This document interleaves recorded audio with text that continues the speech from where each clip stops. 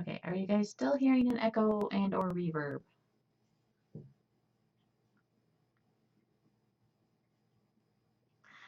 By the way, if you're joining us from YouTube, I stream live on twitch.tv/yarn4farm. If you ever want to come hang out live, chat with me and all the people in the channel, you can follow me on Twitter at yarn4farm, and that's when I post when I'm about to go live. Unfortunately, don't have a set schedule right now, so I can't help you there. Did it turn off? Only turn off for me? No, OBS crashed, so I had to restart.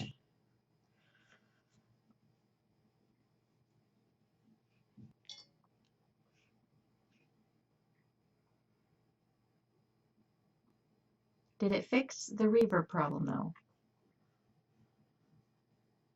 I honestly don't know why it doesn't. I'm gonna have to like have a testing day or something and have the hubby sit down with me and try to help me figure it out.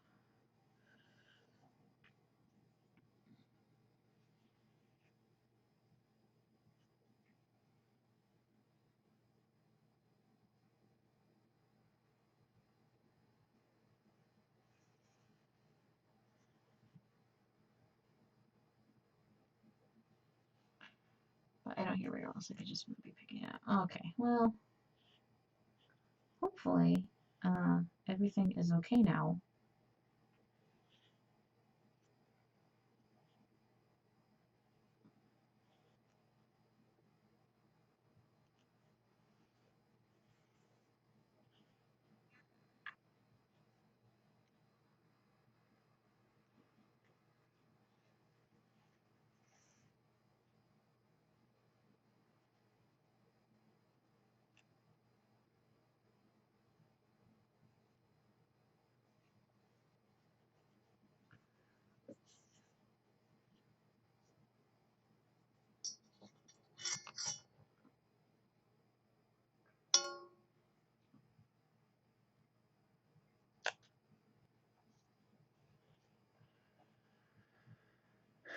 Okay, there's the little bird.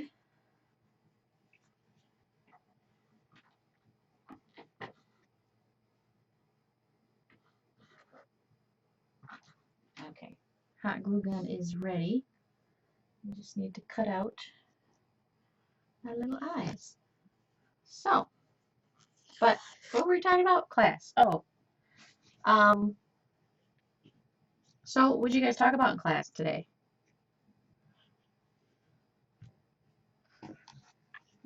That's what we were talking about, right? American government. If anything, that's a very interesting subject right now, since it's all going to hell in a handbasket right now.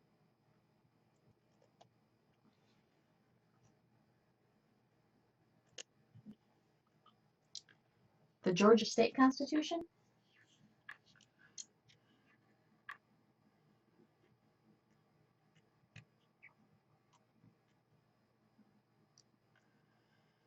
Cool.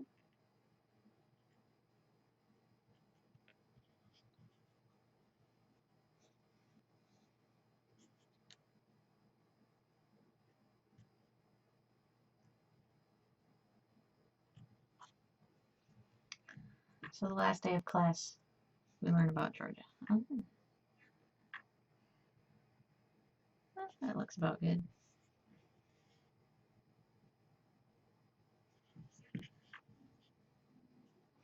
Yeah, I actually took a history of Michigan class in college, and Michigan actually has a pretty interesting history. I was expecting it to be a super boring class.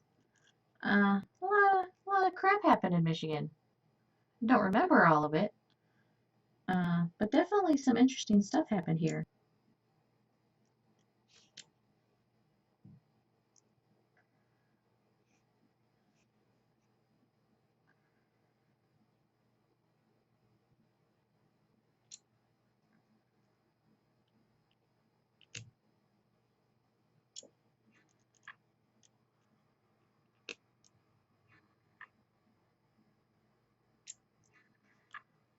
Things, and then curious just as towards things that were interesting. Oh, that's cool. I had a world history teacher in college that I just loved. She was hilarious. Oh my God. And she just uh had a fun way of explaining things. And the other thing is that you didn't really have to learn dates in that class. Like, you didn't need to know the year something specific happened. You just need to know that it happened.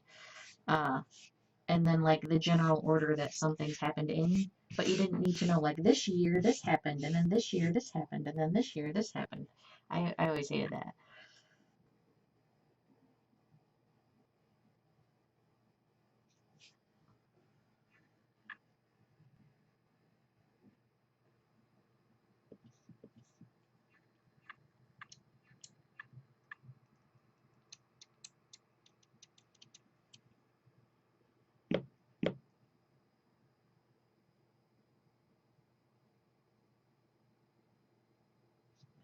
Okay, okay. Time for the hot feel good.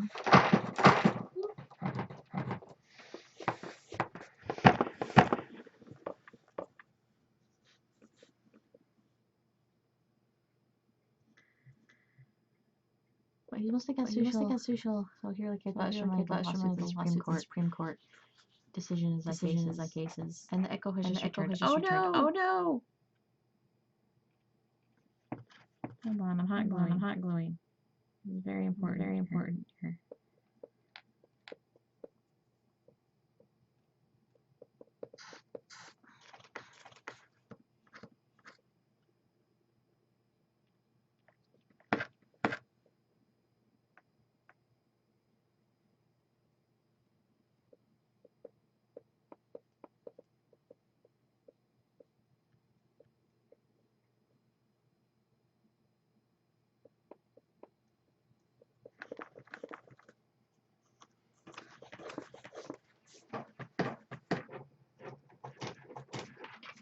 Is it because I'm bumping something? It's the only thing I can think of. If it was there and then it wasn't there and then it was there again.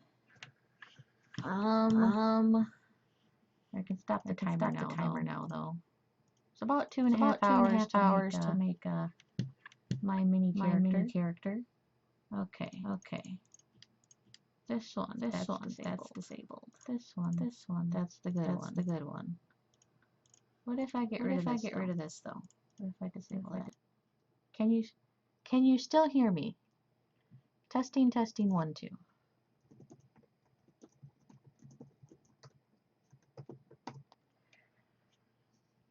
Testing, can you still hear me? You can hear. Is there an echo right now? Or a reverb or whatever?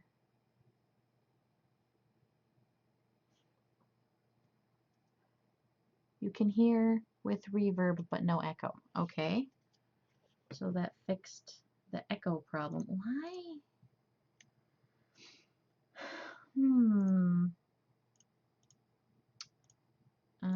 Properties, no.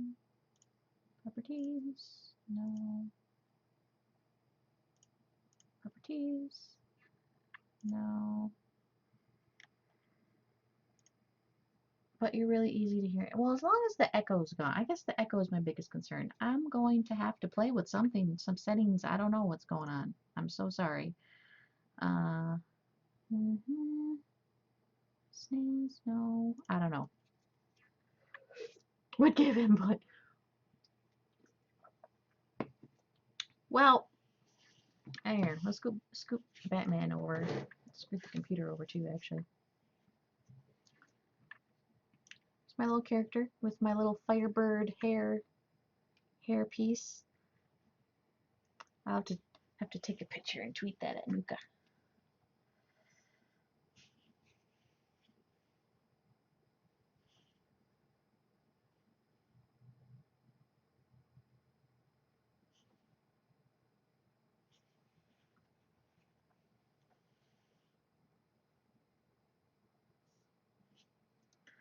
The hair is a little heavy though, so she wants to rock backwards.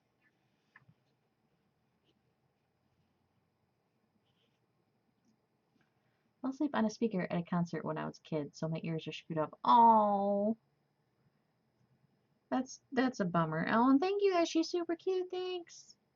I think she's adorable. Man, it didn't take that much longer. I probably should have finished it the other night. And then the next thing I'm going to work on is another purse. Surprise! I did actually sell a purse at that craft show thingy, so I want to make another cool one to replace it. So, you get set aside for the moment.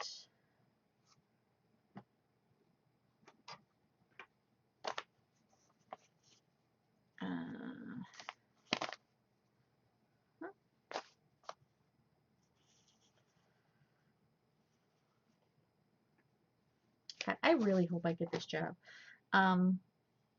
It's hourly, but you do get bonuses if you sell things. So that's kind of exciting. I've never had like a real commission job. I was a waitress, which is kind of commissions in that you know, you get hourly pay, but your wage is really your tips because you only get paid like $3 an hour as a waitress.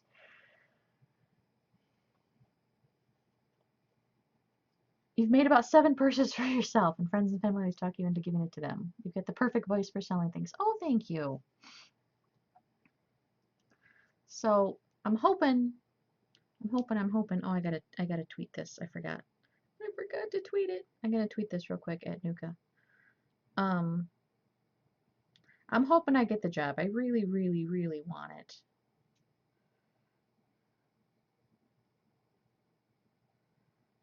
Where's Nuka?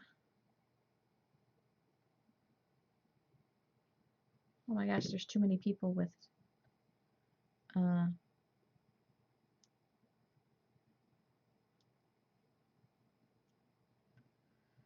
there's too many people with Nuka in their name that when I typed in Nuka, it didn't pop up as like one of the first people. Okay, let's make us some purses.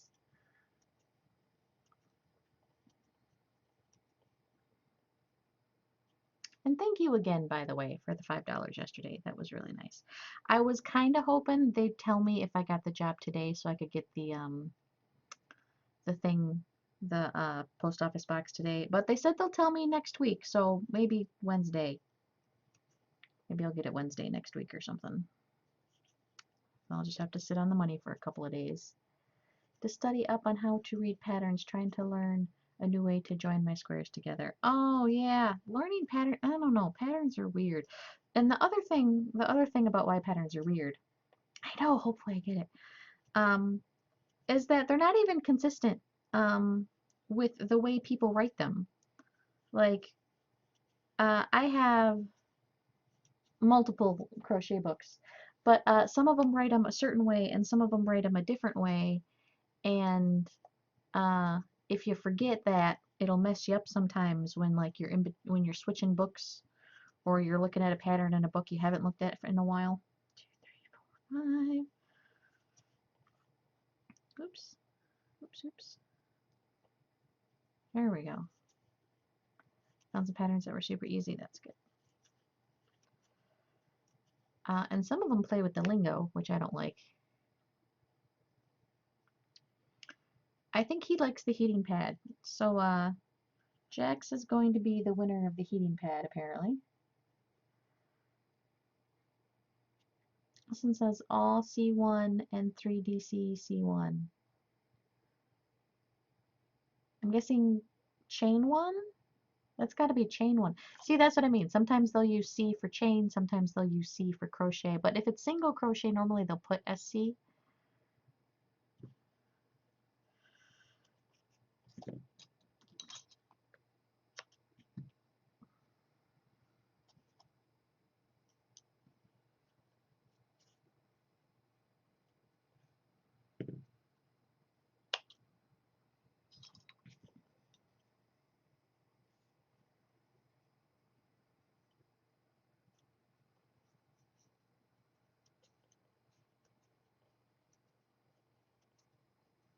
And then they go and they change. Yeah, because normally chain is CH. So just the C by itself, I'm not 100% what that would be.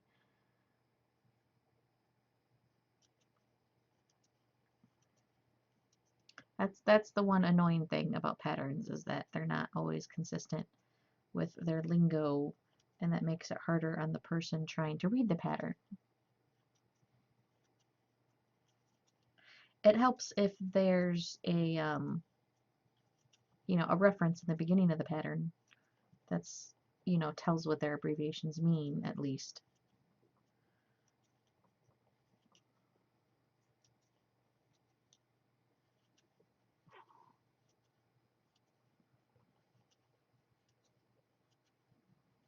Usually just watch YouTube. I love YouTube for learning new things, for sure. 1, 2, 3, 4, 5, and 6.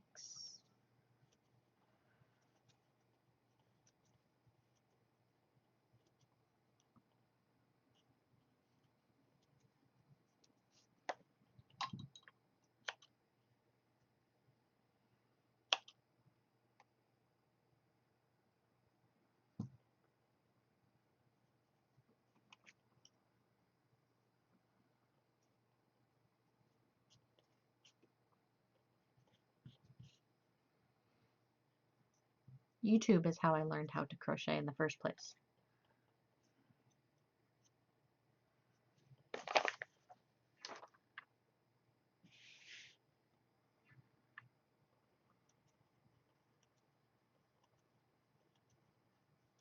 I'm still waiting to get approved, by the way, for the tax paperwork portion of the Twitch affiliates. The paperwork's taking longer to go through than I had hoped it would go through. So I can't accept bits yet, but I will. I'll be accepting bits and subs, and I'm going to be so excited. My husband wants to be my first sub. So I'm supposed to tell him before I tell you guys. Like, that's technically wasting money, right? Because Twitch keeps a portion. And then plus, there's going to be a portion taken out for, transferring the money into my account. And he's like, I don't care. I want to be your first sub. I'm like, okay. 1, 2, 3, 4, 5.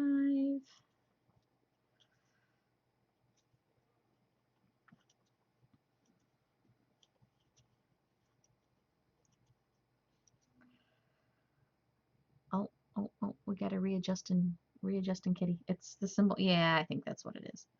Plus, someday if I'm doing this for like 5 years, he wants to be a day 1 sub with the really long streak.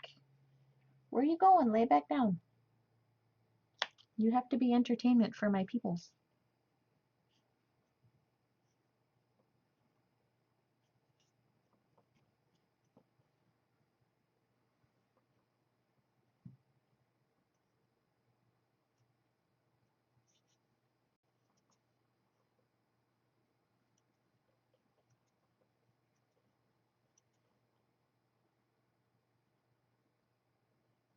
Oh, we got cat butt cam at least, right?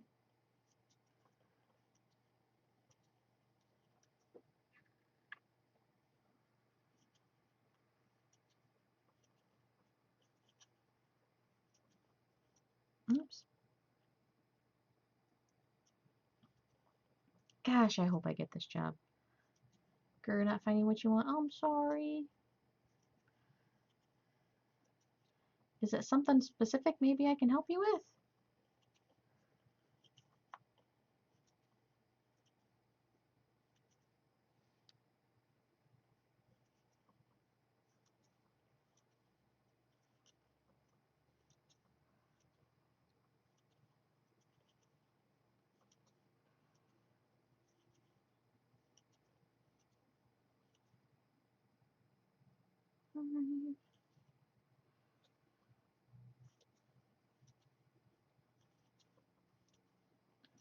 A solid chainless corner granny square, and I want to join them all together with a thick ridge of a different color.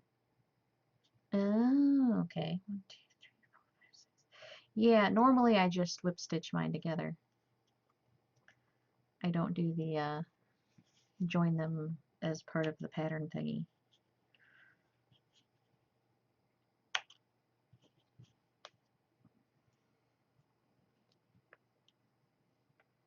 quick check-in. How did the interview go? The interview went well. They said that I will definitely be hearing from them next week, which I hope means they liked me so much that they want to hire me, but they just don't want to, you know, blow off the other, because they do have more interviews for the rest of today.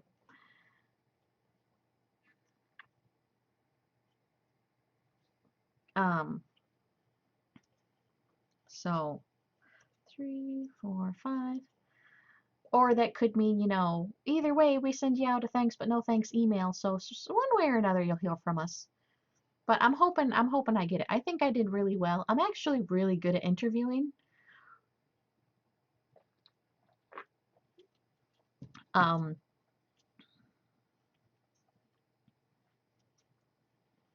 Which I think is a little ironic.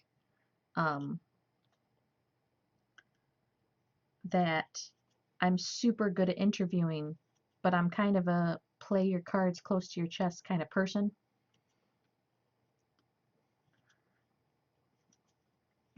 So, you know, I don't know. Well, applicants after, especially when they didn't get the job I offered as well, if they want it. I really wish that plasma job would have done that, because I was really excited and I totally thought I was going to get the plasma job, and then I didn't. And I wish they would have told me why. Like, did they get, you know, an applicant who just had more experience? Because that would have been fine. I would have been okay with that. Or it was like, was it something I said? Like, I would have loved that. 5. Did they already hire somebody else? Like, you know, yeah. Basically, was it my fault? Did I do something wrong? Or was it something out of my control and I wouldn't have got the job? Probably anyway. In nursing, experience is key. So if someone has more experience year-wise than you, you really can't compete with them. It's really hard to compete with them anyway. And I'm sure actually that's probably true in a lot of jobs. That's one thing I'm a little concerned about this job is I have technically zero just straight retail experience. I have lots of customer service experience because all of my jobs have been like customer servicey in that respect. But no direct retail, no working for a job in sales with commissions. So I am lacking in the experience in that portion. But I am very good at dealing with customers and dealing with people. I'm also very eager to learn and willing, would look forward to advancement in the company, which they said there is, so that's good to hear. They manage multiple stores. The one guy, they had the area manager and the store manager, and he says there's definitely room for advancement if that's something you're interested in, and that is something I'd be interested in. 1, 2, 3, 4, 5, 6. So there's that. That's exciting. They were a little hesitant. They were like, "You're a nurse," and I was like, "Yeah." Like, "And you don't want to be a nurse anymore?" I'm like, "Not at the moment." So I do get that, and I'm looking. I applied for a job that is completely out of the scope of what I've been doing for the last 5 years. 2, 3, 4, 5, 6, 7, 8. So that I understand. I get that.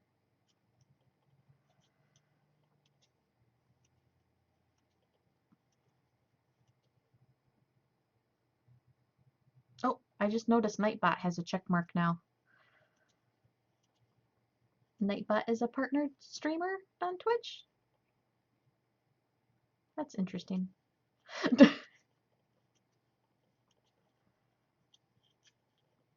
Is Nightbot actually a streamer on Twitch? I've never watched Nightbot. If that's an actual streamer. Is it just a streamer who made the program? I'm confused.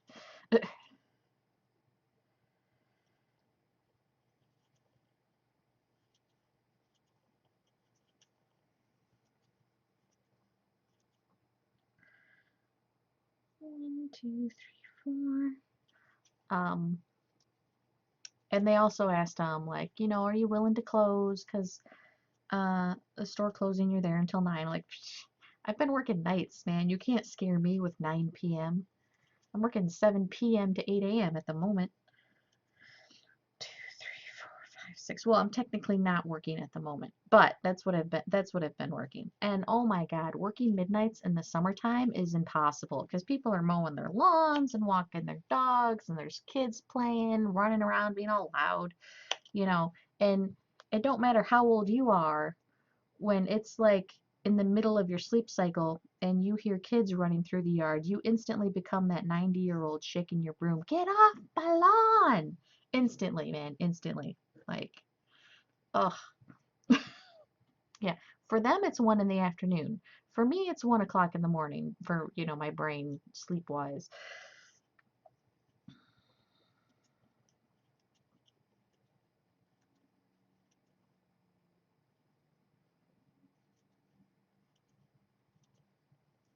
Well, so far, the cat cam is actually working better than expected. I was really afraid they weren't going to hang out there, but they seem to be okay with hanging out there.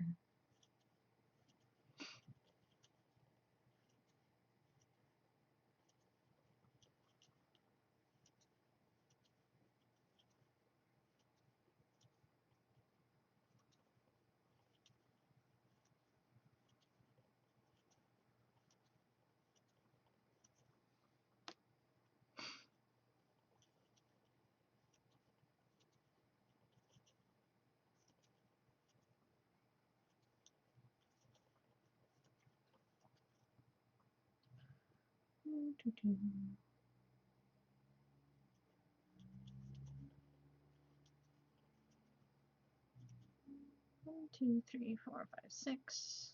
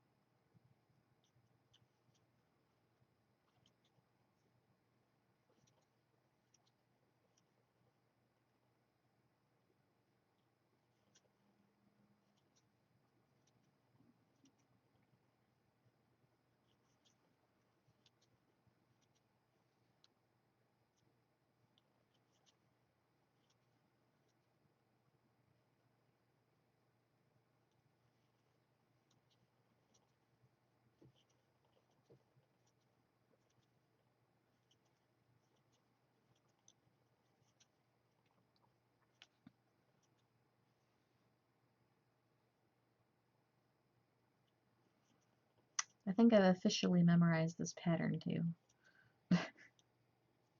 Oops. I say that and then I mess up.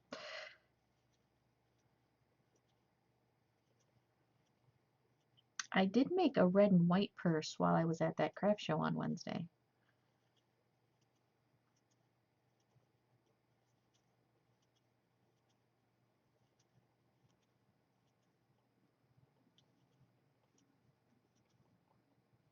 Oh, and you know what? Actually, you guys, I mentioned in the interview, because they did bring up that I had no like actual sales experience. And then I said, well, I am an affiliate on Twitch. And the one guy perked up and he's like, oh, explain affiliate on Twitch. So I explained it a little bit. And he was familiar with Twitch, uh, but I'm guessing just not familiar with the affiliate program. The affiliate program is brand new, so that's not surprising. Uh, but he sounded very interested in that portion, so that gave me a little bump, I think. So Twitch is already helping me make money if I get this job. And he asked me if I would be interested in still keeping it. Like, absolutely. I love doing this. Uh, And I said, you know, I'm going to be crocheting anyway. I might as well crochet and be a, you know, on streaming it.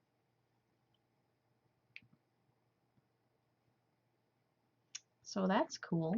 I'm excited. I think it's going to be good. I really, really hope I get the job. I'm very excited. I should have asked about the discount. I meant to, but I didn't want to sound greedy. And I was like, so I didn't, but now I kind of wish I would have. Because maybe that would have like shown interest in the product. Of course, you know, I've been a customer with them for like, you know, 8, 9, 10 years, something like that now. So it's not like I'm not familiar.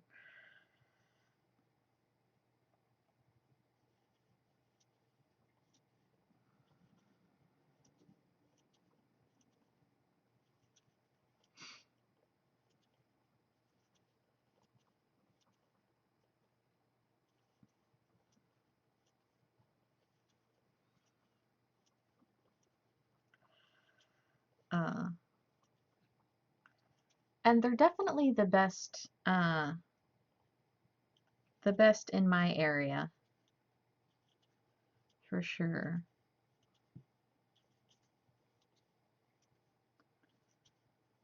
Although I do know my dad lives on Kauai, and Verizon is the one with the best coverage on Kauai, especially with like the way the mountains are and stuff.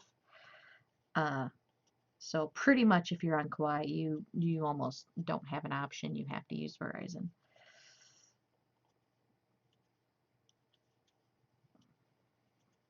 Maybe I can talk AT&T into putting a couple of towers on Kauai and get some more customers.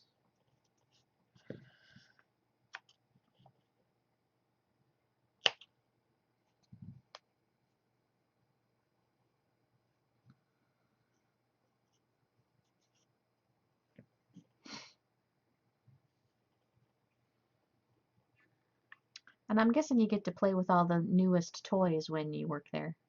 Certain parts of Florida, Georgia, you can only use Verizon because nobody else gets signal if you're too close to the woods. Yeah, that's the way it is on Kauai. Like, their mountains are all over the place, and just Verizon just has the best, most towers on that island. Plus, it's an island, so you know, it's not like you can drive a little way to get to a different tower. You're kind of stuck where you are. So,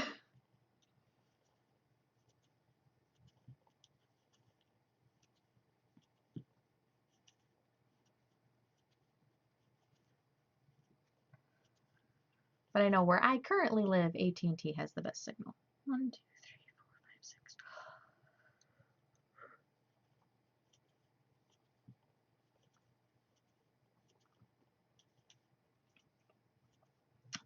I had a friend who used Sprint, and she didn't get fantastic signal. Of course, this was years ago now. Um, 3, 4, 5, 6.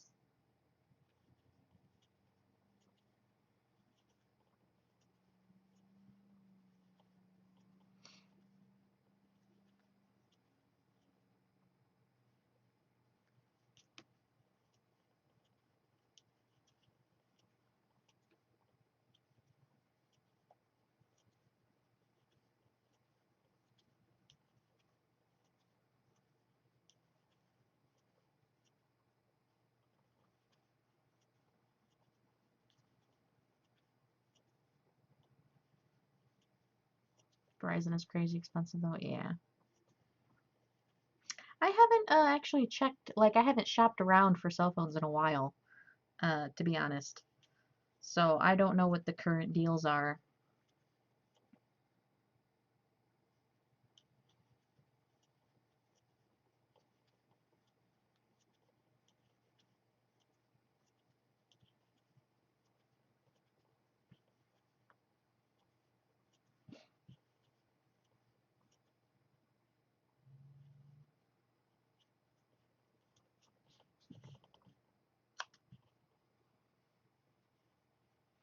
I know actually my mother-in-law recently shopped around, and I think she ended up sticking with AT&T anyway.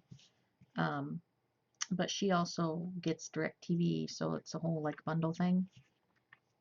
We don't have any TV at the moment. two people without enough data and without new phone payments. 168 a month? Wow, that is expensive. We have two people and we have new phones, and it's about that much.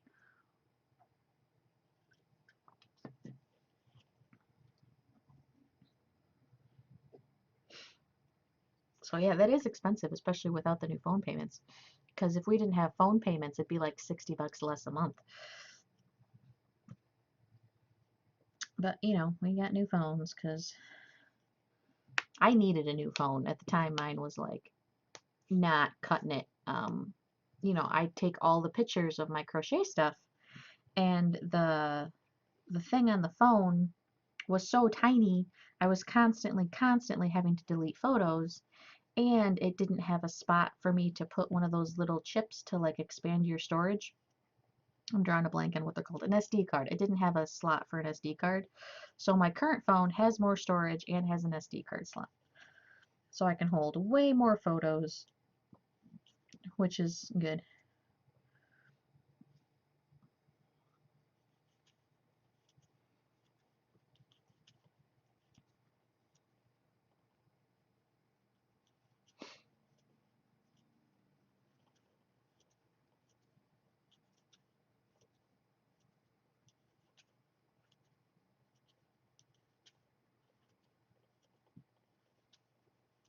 I don't always succeed, but I try to take photos of every single thing I make. And you know, I'll take pictures from multiple angles. So I have thousands upon thousands of photos. Ones that organize my pictures into after I delete duplicates and only keep the best ones. Yeah, I have 6. Yeah, even deleting the not good ones, I still have thousands of photos just because, you know, like take a picture from the front and the back and the side, and then if it's not symmetrical, you know, the other side. Your dog is full has 276 pictures. Or 79. I don't know why I turned that into a 6. Yeah, that's a lot of photos. My husband actually has a ton more photos of the cats than I do because it used to be I was the one working and he was unemployed. 1, 2, 3, 4, 5, and 6. So he had all the cat photos. Although now I've been unemployed for like a couple of weeks now, technically. I don't know. It's all very confusing. My life is very confusing right now. Oh, I feel like my life is rebooting. Like there's one of those circles spinning while it's going stand by, stand by, stand by. Like I feel like that's my life at the moment. 1, 2, 3, 4, 5, 6.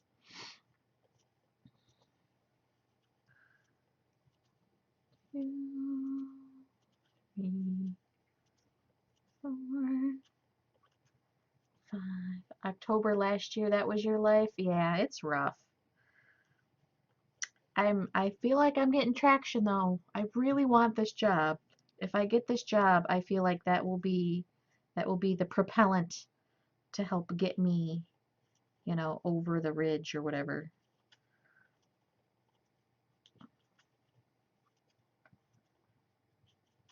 Then November, I got accepted to my school and was able to get away from it and moved in December. Well, that's awesome.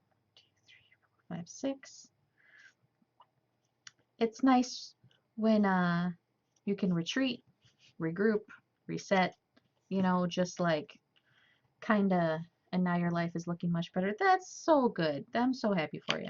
It's, you know, sometimes it's nice, like I said, to retreat, regroup, you know, re-examine things, basically just do like an inventory in general of your life and what's going on, and I guess try to calm it down.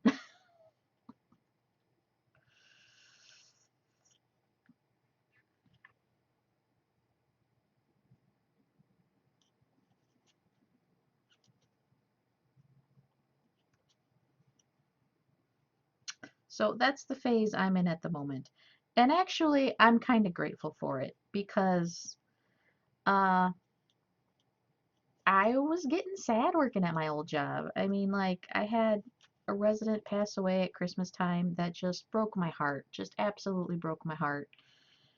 And it was getting to the point where that was starting to happen more and more often. The residents that I had taken care of the entire time I worked there were starting to pass away.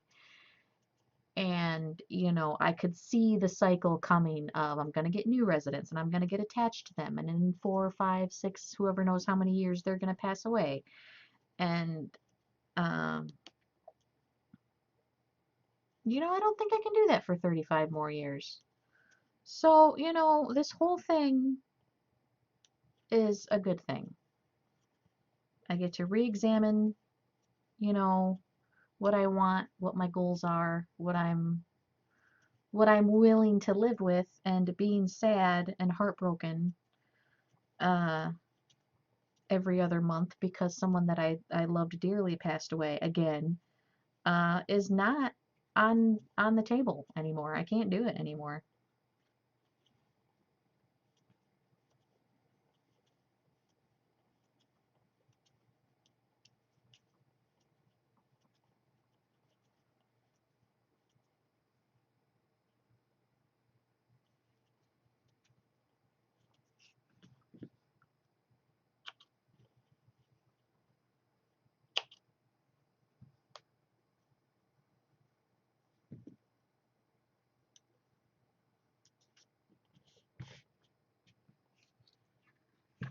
Oops.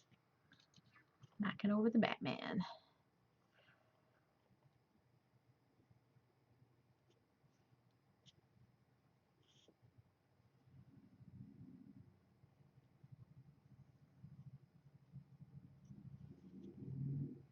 You know, sometimes the universe just tells you to stop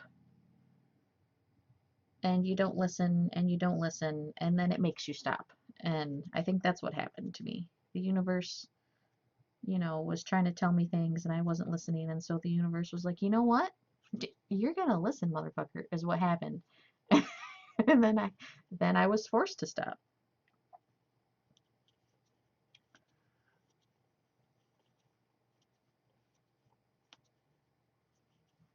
Although, if I do get this job, I will never ever be more grateful for my phone dying for the whole rest of my life.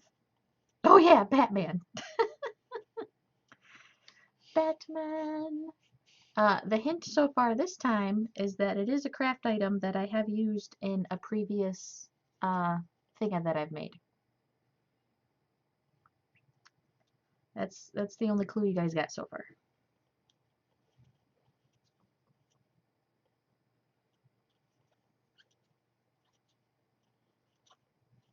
Stitch marker. Nope. Gooflin, hello. How's it going?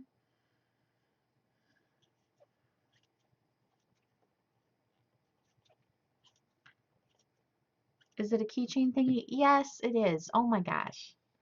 Seriously? We just started playing too. It's a keychain thingy. I was trying to do that one-handed, but I can't.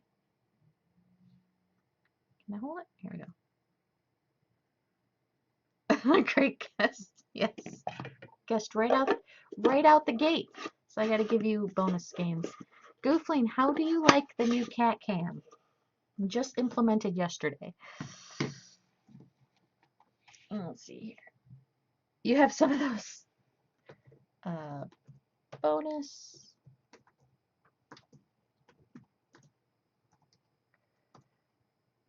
There you go. 20 bonus gains to the victor.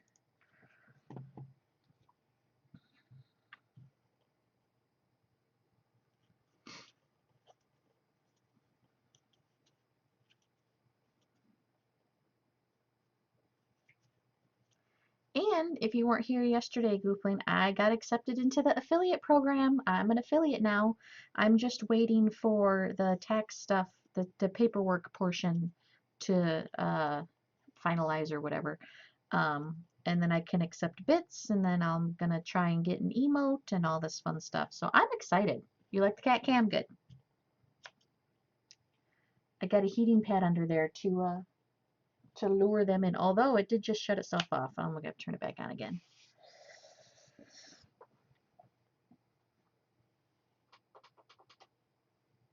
There we go. Don't want him getting chilly and walking away.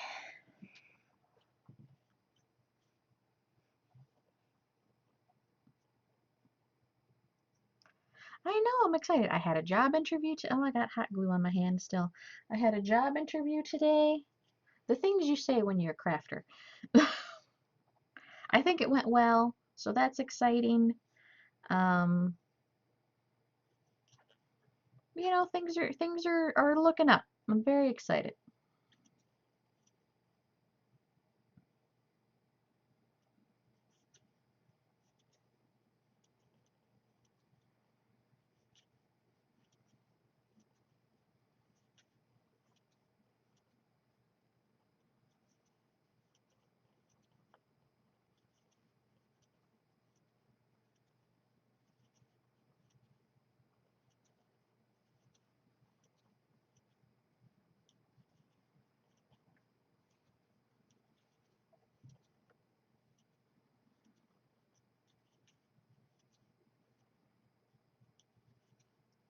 Of yesterday's cat cam, is that the one where his toes were all stretched out? Oh my god, it was hilarious.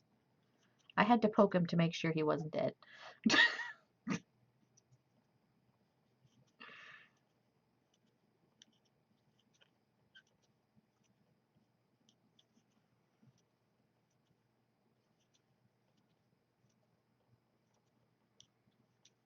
Yeah, where he's on his back.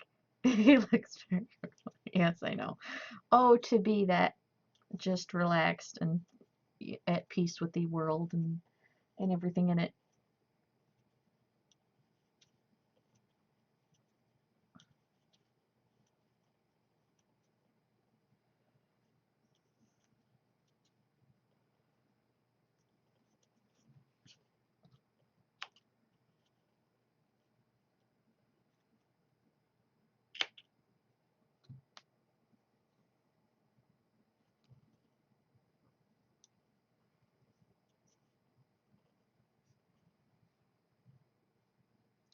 Such vivid colors. No, I didn't actually. I do have a lamp though, that's sitting on the table, so it's brighter. I did not buy a new camera. Same camera.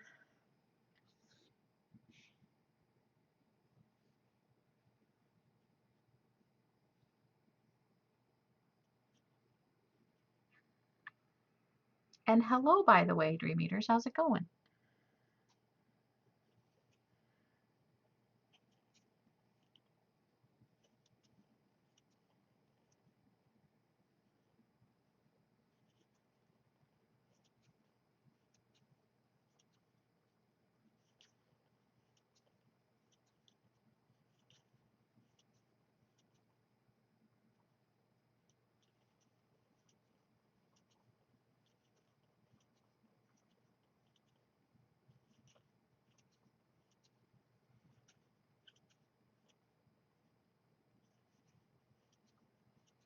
You're doing okay, you think? Well, okay is better than not okay, so I'll take it.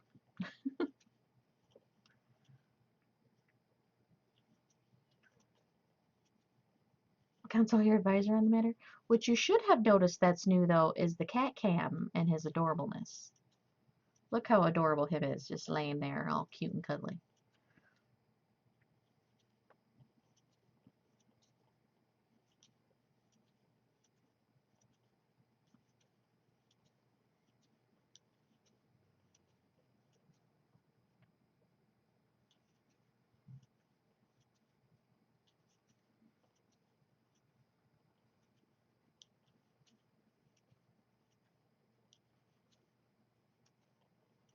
No, he's not dead. He's just laying there being all cute and taking a nap. I don't want to poke him because I'm afraid he'll get up and walk away. But no, he's not dead. He's alive. It's hard to tell because he's all black, but if you're sitting here, you can see that he's breathing.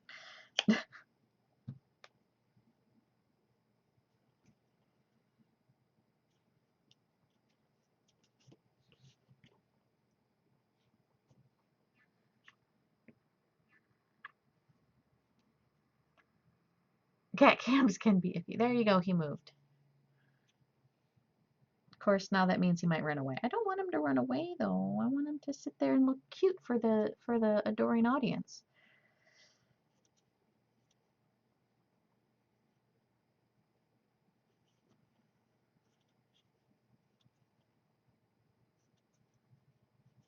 Cat twitch, yes.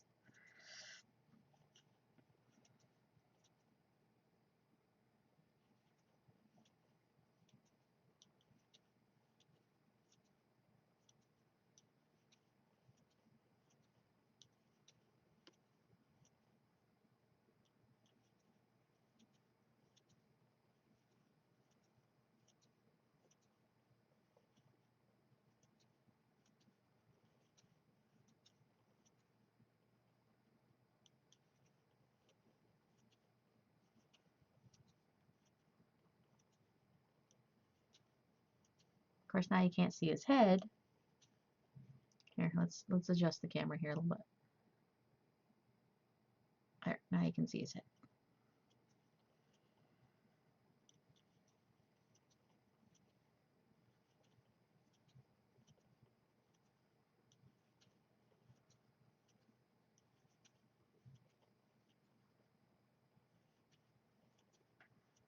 You're doing single crochet bordered on my squares, so just stitch them together normally. Oh, I'm sorry to hear you couldn't find an alternative. Is it possible to do a border around all of them and then just twice to make it as thick like you want it?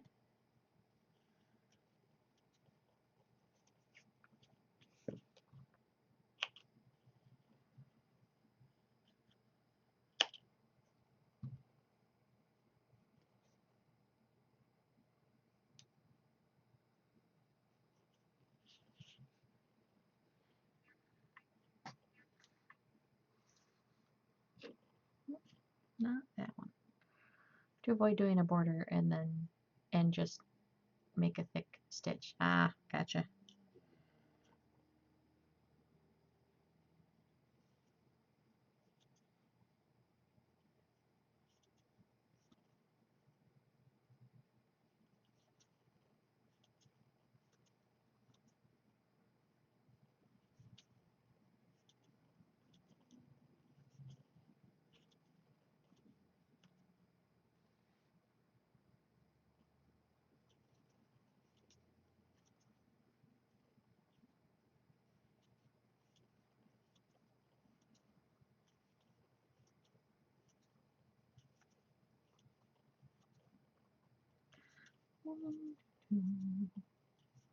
I have a new goal now that you met the last one. I was thinking about that. I'm not sure. Um, I did just have a goal for that. Um, but I mean, there's tons of other stuff I would love to upgrade, so maybe I will. I'm not sure what next. I actually have a whole entire business wish list on Amazon. I'm sure I could just pick one of those things. Let's see if I can pull it up real quick.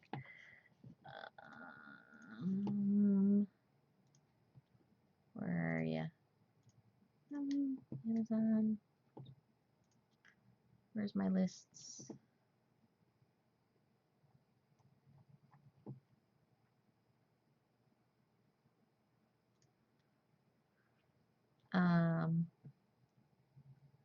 Oh yeah, I kind of want a new desk lamp. I want the one that is supposed to do colors better. I want a yarn ball winder. I need some more bobbins. Oh, the weight bags for my tent for my craft shows. I would like to keep the stuff Twitch related though, like stuff, you know, that I'm going to use on Twitch.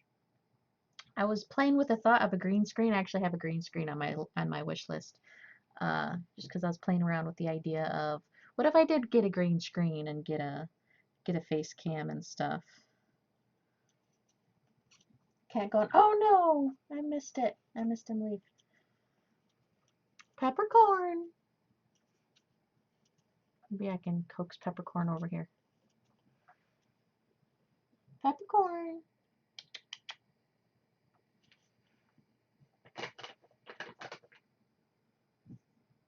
That'll call the kitties. Oh, He's already sneezing. Peppercorn, come here. Come here. Come here. Yeah. Okay, now get in the bed. I know, Peppercorn will just end up in my lap because I'm a sucker. No, Trixie's.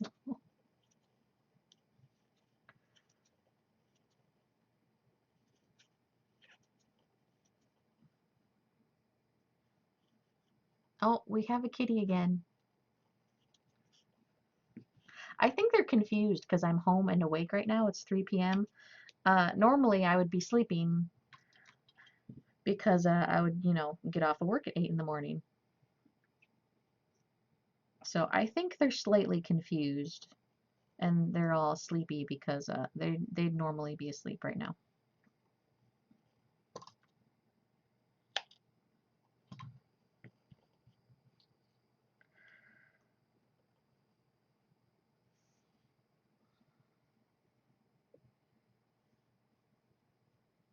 Oh, did you get your tweet? Yes, look how cute she is. Look at, I even made a little firebird hair thingy, a little ponytail. The ponytail is a little heavy though, so it does want to like lean backwards a little bit.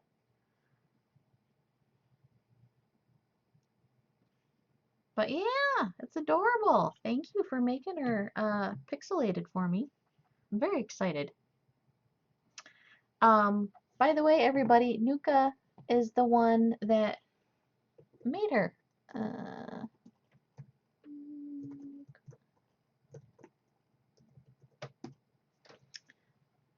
Nuka is also a streamer, also an affiliated streamer.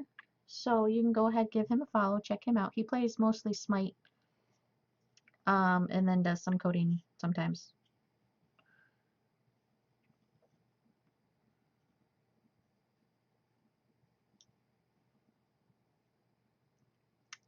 But yeah, he was showing off some of his sprites for his video game, and totally joking, I was like, I call dibs on the cute sorcerer character. And then he just starts making one into a sorcerer character. So I got my own character in Nuka's video game. I'm very excited about being a character. Yes, my tax paperwork though hasn't gone through yet, Nuka. I'm still waiting for that to go through so that I can accept bits and whatnot. But it's taken its sweet time. The little message thing says it'll just take a few minutes. Like, yeah, and it's been a day. So it says to reset it if it takes 20 or 48 hours. So if it's still not there tomorrow, I'll try resetting it.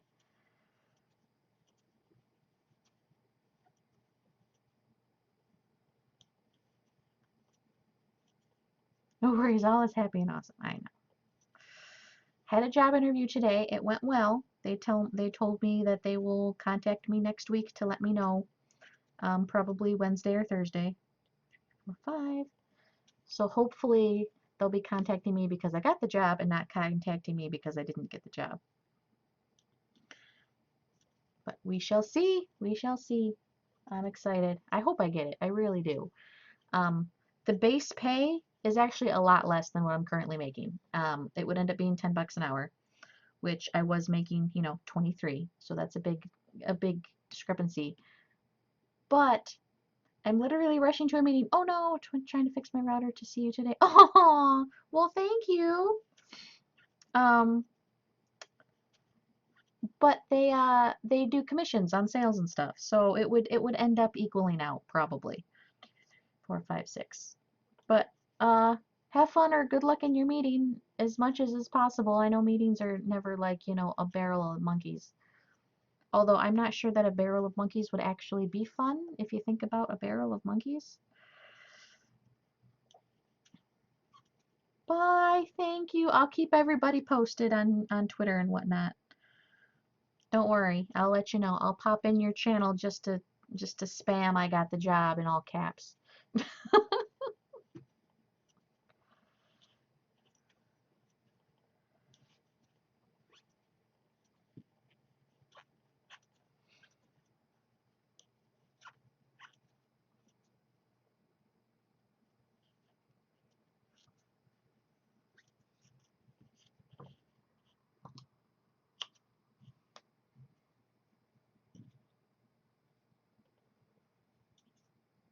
If you guys aren't following Nuka, go ahead, drop him a follow. Doesn't cost you anything to drop him a follow. He also has a really good announcer voice. He did whatchamacallit, broadcasting voice. He did broadcasting for a Smite tournament thing. Had a fantastic voice for it. He totally could be one of those dudes doing the LCS or whatever.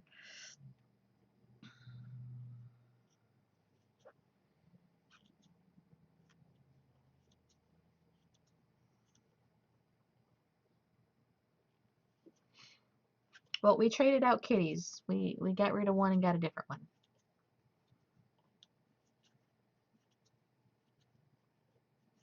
So at least we still have a kitty.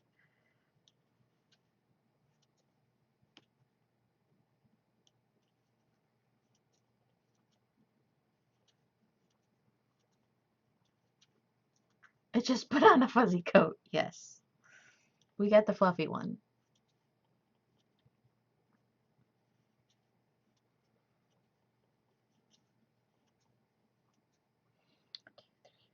Six.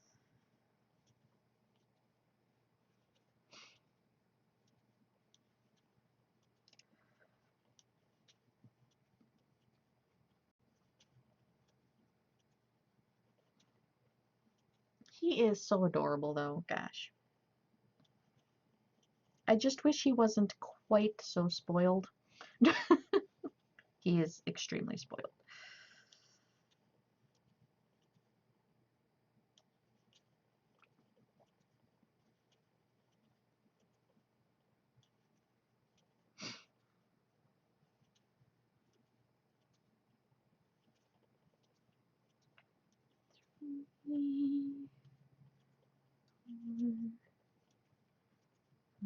Six. I'm so excited. I was in the first. I wasn't in the first day, but I was in the first week of Twitch affiliates.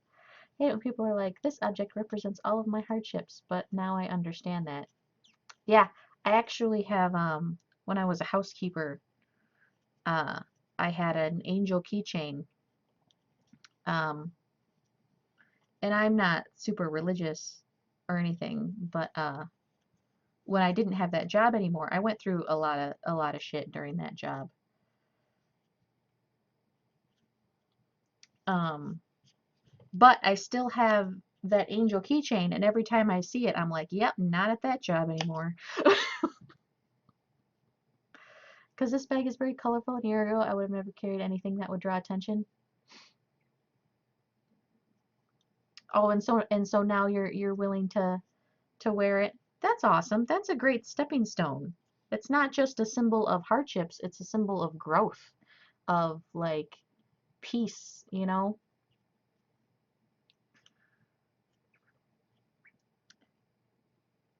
And sometimes when you go through crap, you need that thing to remind you. When they wear dark and try to avoid people looking at me. Oh yeah. Uh, when you go through stuff, sometimes you need that little piece to remind you that, stuff happens and you'll get sad again. Like you're not going to be happy go lucky for the rest of your life. Sooner or later, something dumb's going to happen and it's going to ruin your day. But if you keep something like that around, sometimes you could look at it and go, okay, I might not like the situation I'm in, but I'm not in the situation I was in. And sometimes that can make all the difference, you know.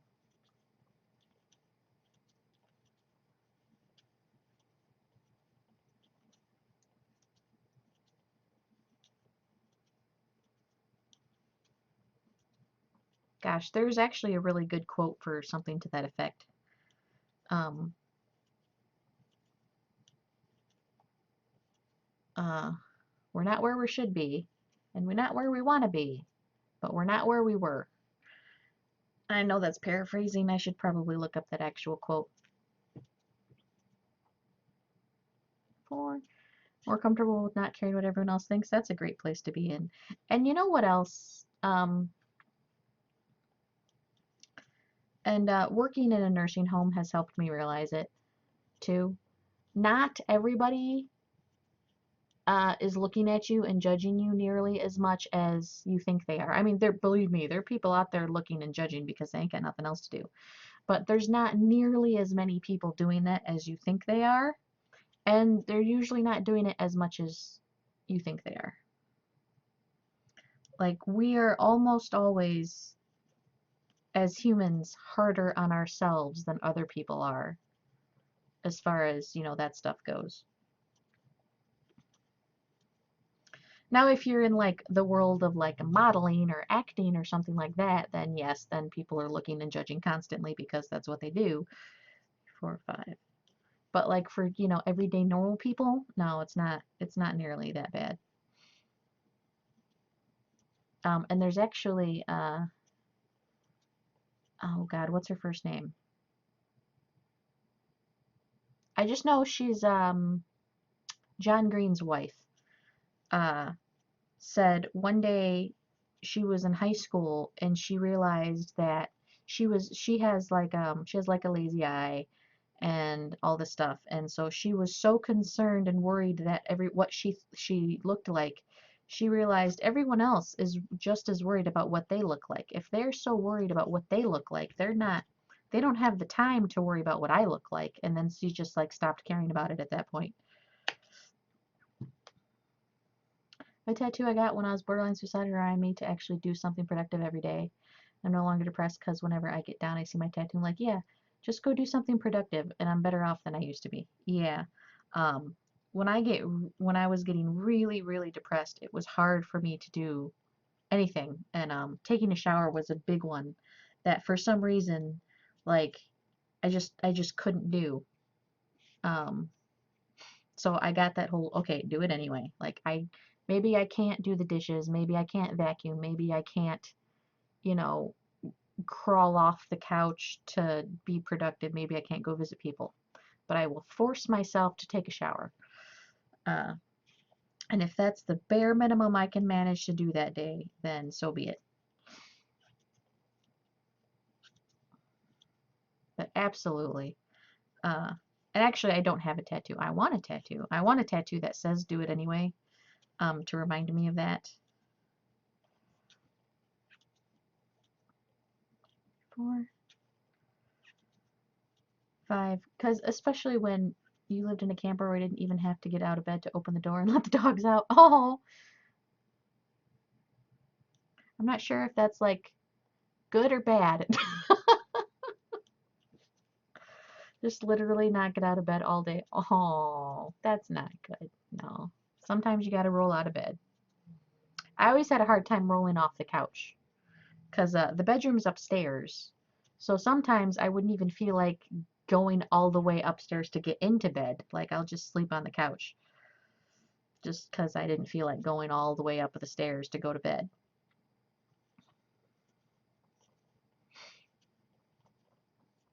And there's no bathroom upstairs, so if I gotta pee, I gotta come all the way back downstairs.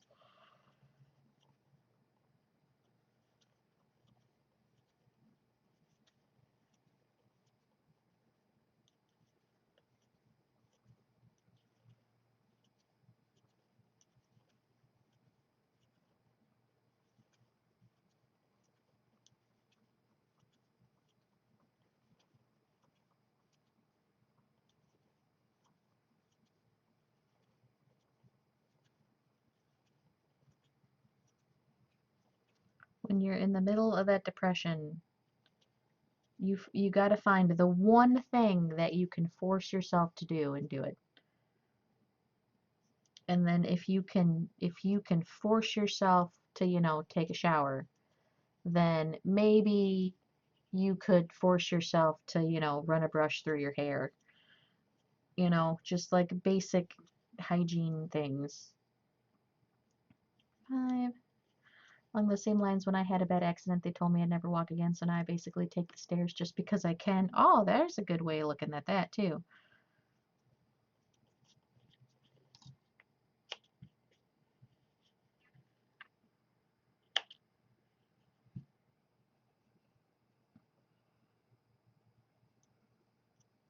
What's funny is my husband had an accident when he was a teenager, And they told him he'd never walk again. Like, you don't tell anybody you will never walk again within the first, couple of weeks of stuff happening.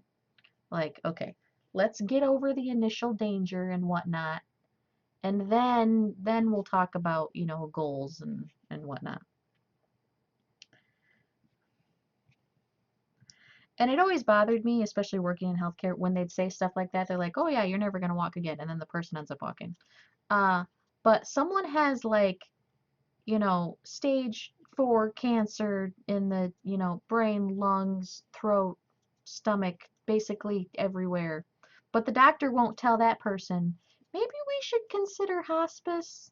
Maybe we should, look at comfort measures. No, they're going to try and save that person even if they're 98 years old and wouldn't be able to handle chemo anyway. Like, oh my gosh. So I don't understand why sometimes they're like, "Oh yeah, you're never going to walk again." And then other times when it's a situation where you should probably have the hard talk with someone, they choose not to.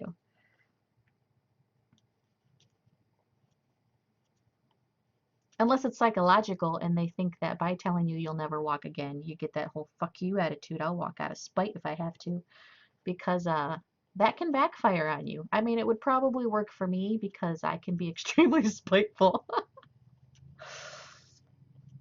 Most people won't put in the effort anyway. Ah, see, yeah, that doctor's too jaded. That doctor is too jaded, needs to come back to his roots.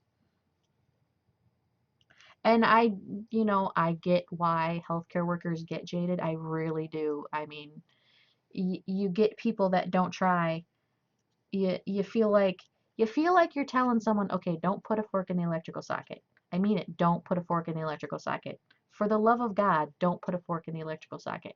And they're sitting there like, well, what if it's like a three-pronged fork and it's not technically a fork, it's technically a three. That's not the same. That's not what he said. He said don't put a fork. And you just want to smack the people in the face. So, I mean, and that's, an overly dramatic example to make a point, but basically that situation. And that happens to you over and over and over and over again. And you do get to a point working in healthcare where you're like, you know what, just whatever, just fine, I don't care.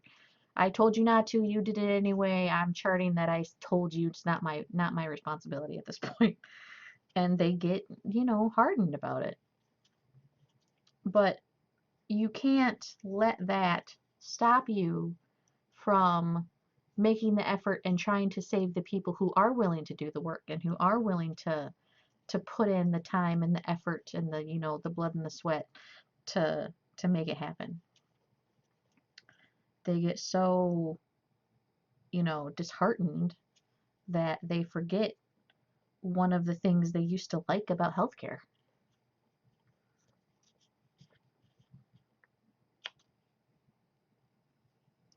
And when you work in healthcare, you get blamed for everything all the time. Everything's always your fault. Even if that person's the one who keeps frickin' sticking a fork in the electrical socket, they're still like, well, they didn't stop me, so it's their fault. It's really aggravating. I don't know. I guess I'm saying I can see both sides. I'm always playing devil's advocate to myself because I can always see both sides.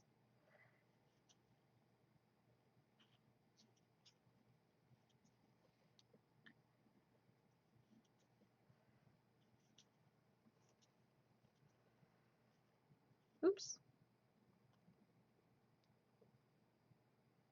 Did the wrong stitch on that one. But you told me I had a 10% chance to do this and I couldn't, so therefore you're a liar. Exactly. Like, you hear that conversation so many times, you just are like, fine, fuck it, whatever. Because if you tell them, well, you're never going to walk again, and they never walk again, it's not your fault. 3, 4, 5, 6. But then if they do walk again, it's a miracle.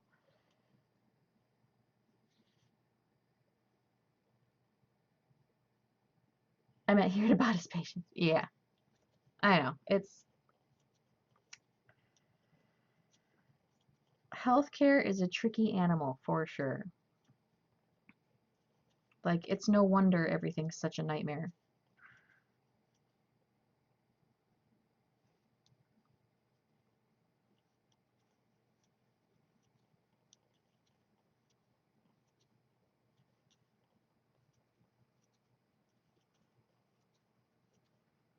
Oh God, what used to annoy the hell out of me, uh, is people who would be diabetic, would be like an uncontrolled diabetic, like you're giving them insulin and it doesn't matter because they're still mowing down on cookies and ice cream and cupcakes and all this stuff.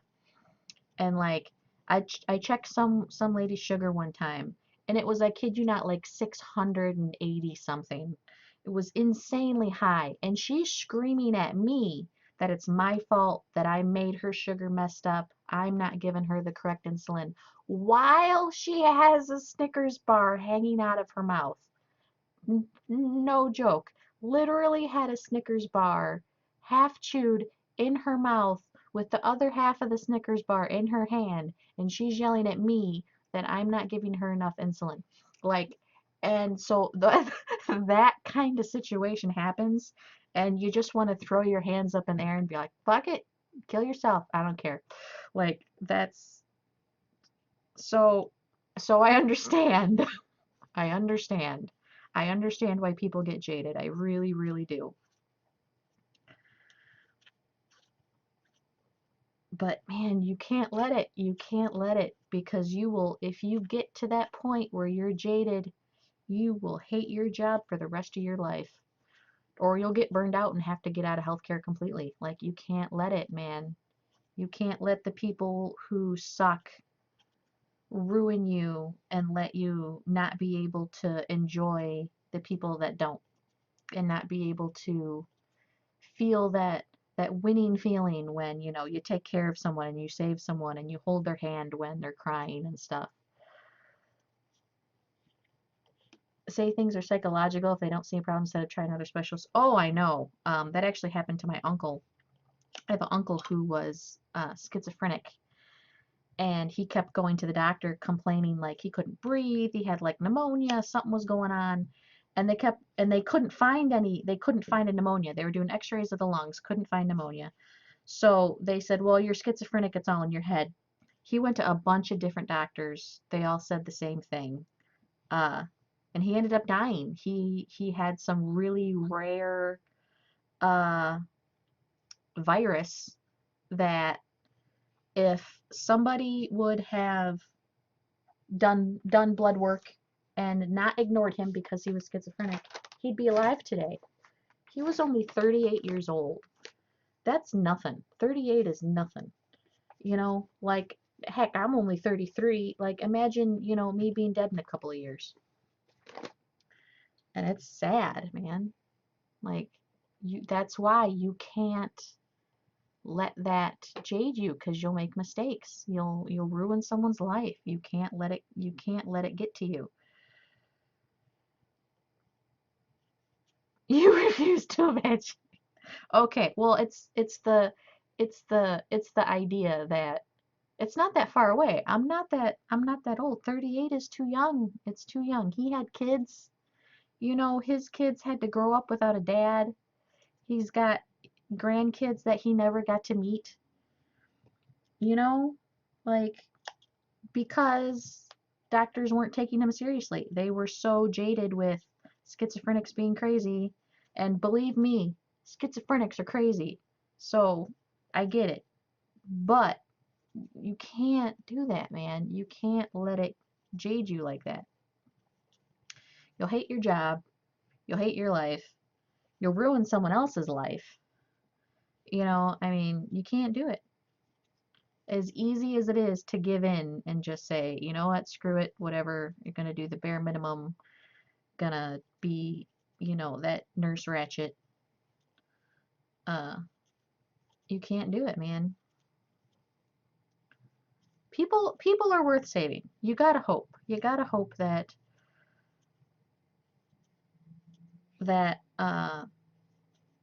you're doing some good in the world. And maybe you only save one life your whole entire career. That's one life that wouldn't have been there if it wasn't for you. You know? Yeah, my grandma on my dad's side was considered crazy until She finally killed herself, and then found out she had a blood disease that was causing her veins to hurt so bad she could take. Oh, that's so sad.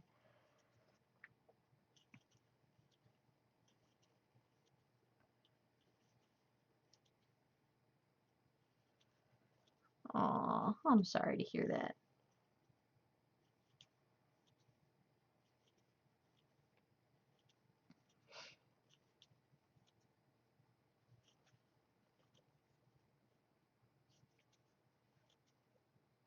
And yeah, the other problem with healthcare is that, like, we just don't have the answers to everything. We don't, you know? She mailed me her favorite angel statues. Oh, I'm sorry.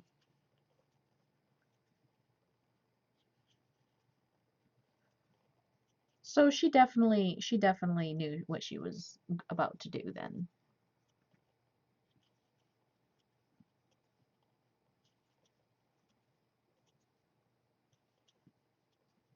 I know someone whose grandma, for Christmas just went all out, bought every single grandkid, spent hundreds of dollars each on each grandkid. Um, just hundreds and hundreds, total spent tens of thousands of dollars. Um, and then she died later that month. Uh, and what it was is she had stopped paying her bills, stopped taking her medication. She knew it was just a matter of time before her not taking her medication killed you. So she kind of killed herself by intentionally not taking her medication. But she knew what was going to happen.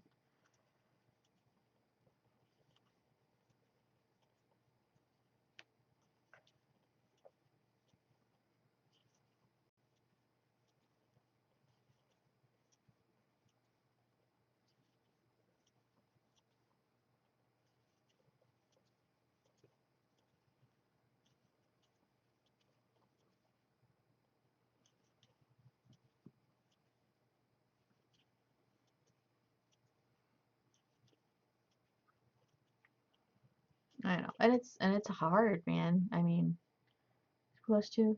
I had her for like 14 years.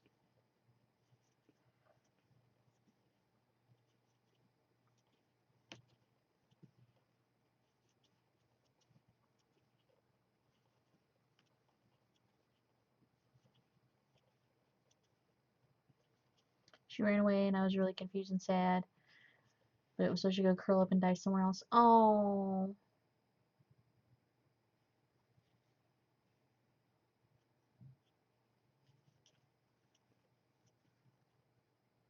animals are really intuitive about that too. Uh, they know they know things. I don't know how they know things. I don't know if they can smell it or what, but they know things.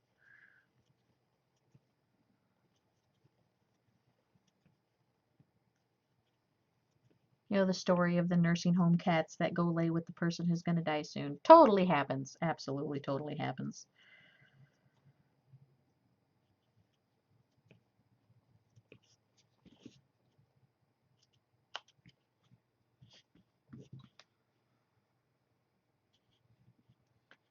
You're going to ace my government exam and my job exam. Yes, let's change the subject and not be sad anymore. Good idea. Well, that's exciting.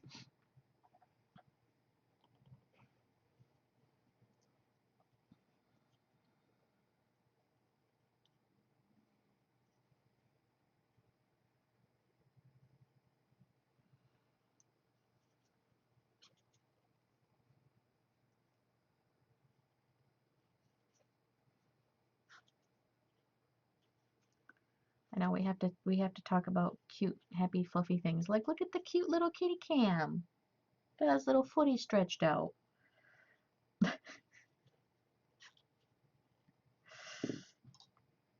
Yes, you're gonna ace your exams. I'm gonna get this job next week. Everything's gonna be gravy. Even though I'm not a big gravy fan, everything's gonna be sunshine and puppy dogs. There we go.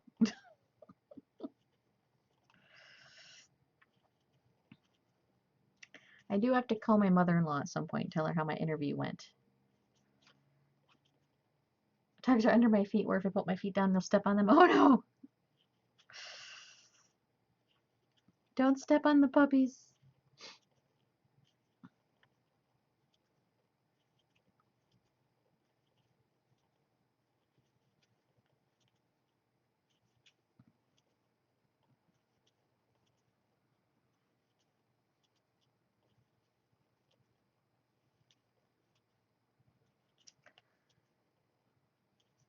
So Java, that's like a programming computery thingy, right?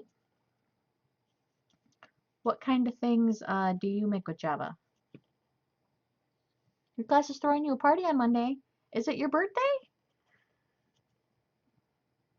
How come you're getting a party? Yeah, you're a computer science major? That's awesome.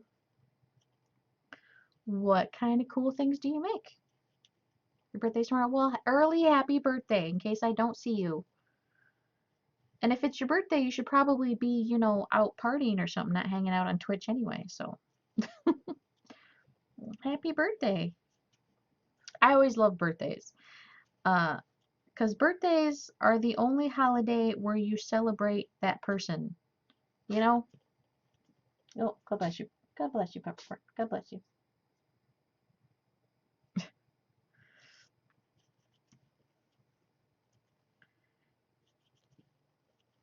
You know, birthdays are a special day where you're like, I'm so glad that you specifically are alive. That's why I love birthdays.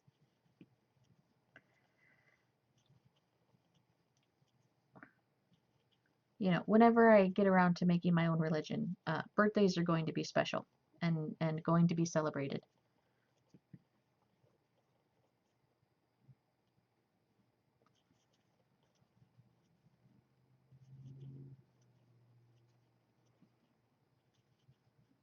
You know, it's actually not that hard legally to make a religion in this country. I was very surprised at how very easy it is.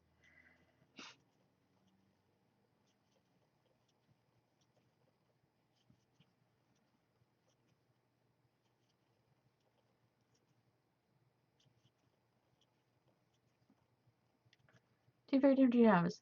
Want to work for programming, not art, God, not art, aspects of video games, or want to program the computers for those electric wheelchairs that go off road so people with disabilities can enjoy the woods. Those are two very different dream jobs. Well, maybe you could get one of your dream jobs and do the other one as a hobby or something.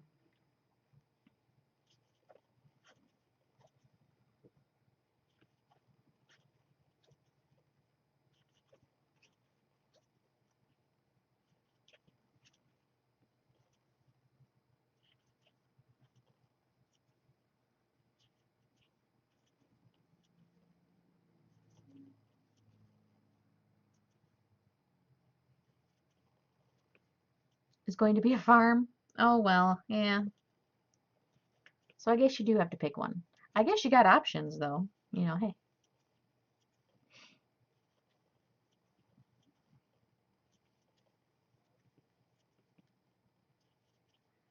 And you know, sometimes your dream job, you don't really know what your dream job is going to be until you do it.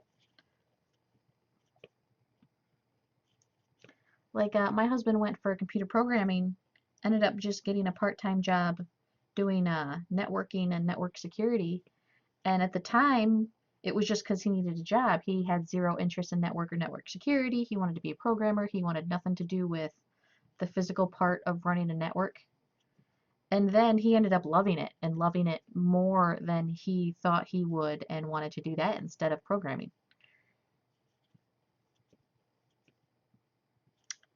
Unfortunately, couldn't find a job in either one, but you know, I mean, that kind of thing happens all the time. Yeah, until you discover one you never considered before. And sometimes the job isn't necessarily like the job itself isn't the part that you thought you would love, but you love the company or your coworkers, and they just really make it for you. And you know, even though it's not exactly what you envisioned yourself doing, you just love your coworkers and love your company and all that. I mean, that's something too to take into consideration, for sure.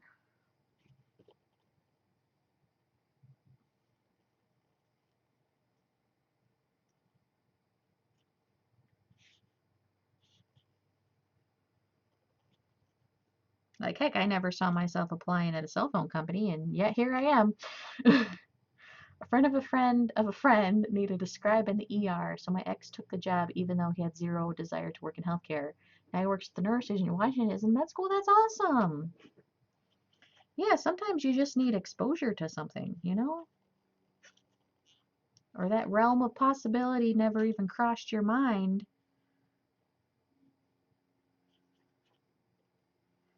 until one day it does, and then you're like, man, I could do this. Actually, originally nursing, and I know it's a bad example because I don't want to do it right now, uh, but originally I didn't think I was like smart enough to be a nurse. I never saw myself as a nurse. Um, but dealing with my husband and all his health problems and dealing with some jaded nurses, I was like, I can do this. If they can do this, I can do this. So that's one of the reasons I went to nursing school. Probably not a good reason in retrospect. But at the time, I also could get help paying for nursing school because I worked at a hospital. I was a housekeeper. And they'll help you pay for school if it's um, to get a job that you can get in the hospital, which they ended up phasing out LPNs by the time I graduated, of course. So I couldn't get a job at the hospital by the time I graduated. I had to get a job at a nursing home. My dad's a doctor, though, and he told me that it's a cycle. It's like he said, you know, he's been a doctor my whole entire life, and he says, yeah, every like 9 to 12 years, all the hospitals will get rid of all their LPNs, and then they realize that, you know, LPNs are cheaper and can still do the same work and, you know, are kind of more reliable because they stick around where the RNs can get jobs other places. So then, you know, every 9 or 12 years they rehire all the LPNs back. Like I don't feel like waiting anymore for the cycle to refresh. My mom is a programmer for the state and makes very little money, so nobody in my family understands why I'm going to school for a crap job, except I plan to make a lot more money than she does. There you go.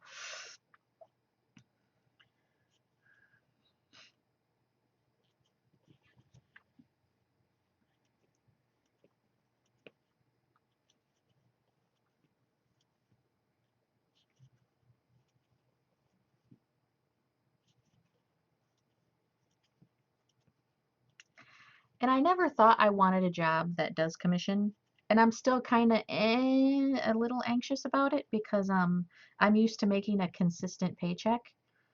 Um, but basically, you know, you plan off making the minimum, and then if you get extra, then, you know, pay off a bill or something, put it in savings or whatever have you. Um,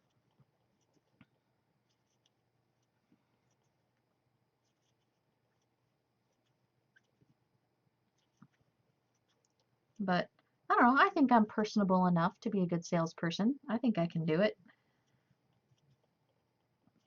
I mean, Twitch is kind of like selling myself. I'm selling my entertainment, my personality. I am selling items uh, for people too. So Peppercorn got up out of the pet bed, and then laid over there on the carpet. Like, really? Really? You couldn't come back to the pet bed. You had to go lay on the carpet. Does this make sense to you guys? I should go grab Morgana. I'm gonna go try. I'm gonna go try grabbing the other kitty. Hold on.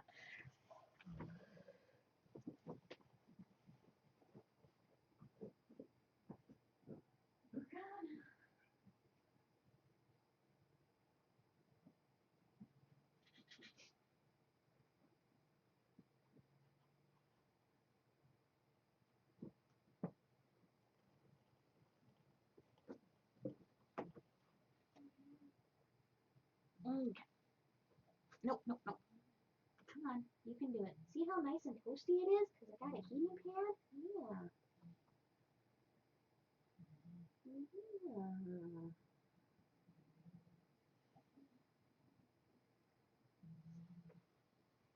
There we go. We'll try this kitty. I have a doggy corner in my office with a body pillow and 2 blankets. Dog is currently lying on the floor instead of in the doggy corner sleep. Aren't animals funny sometimes? Also getting a little chilly, so I'm gonna put my hoodie back on here. So we have successfully had all 3 cats on the cat cam today, one of which I had to kidnap, but you know, hey, I'm not picky.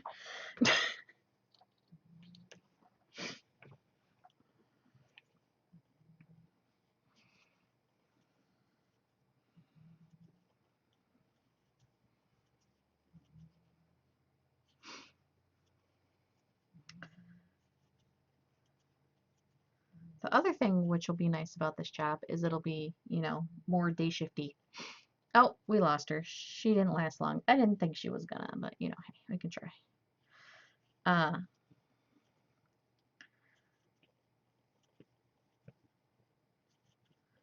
so,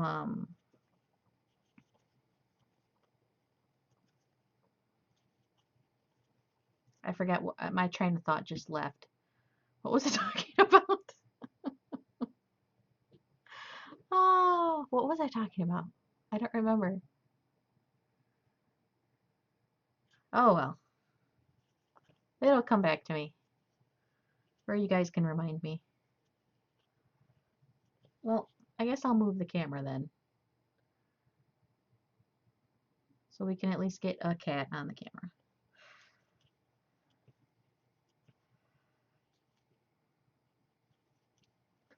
Done me, so I got distracted and don't remember either. Oh no.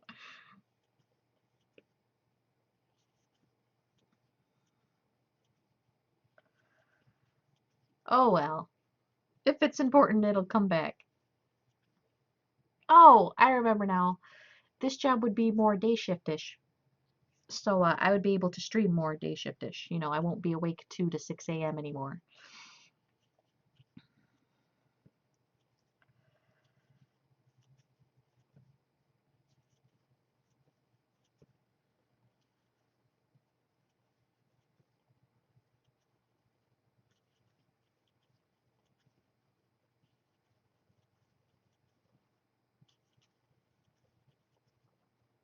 Which maybe will help my Twitch out. I do feel bad for my my peeps who were my night owls though, because they might not get to watch if, you know, they only got to watch because of the time I was streaming, and then now I'd be streaming at daytime, so they might not be able to watch anymore. So that's a bummer. Hopefully I don't lose too many of those people. But hopefully that just means that, you know, they'll be able to watch on their days off, or maybe even more often, because Calypso actually said the other day that she can never watch because she's not awake when I'm on. So, you know, I can think of at least a few people who have mentioned they would like to watch but can't because of my hours. And then I would just have to establish uh, a stream time-ish.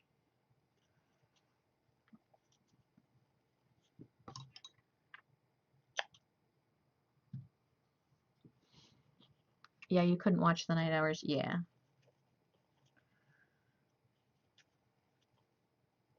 The bad thing is that the hours there aren't going to be consistent. It goes sometimes you would open, sometimes you would close, you know.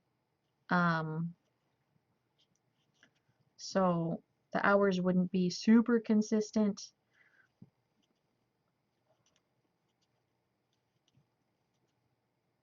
If you don't sleep from 10 p.m. to 6 a.m., you're a zombie the next day. Yeah, I really like to get solid sleep for sure.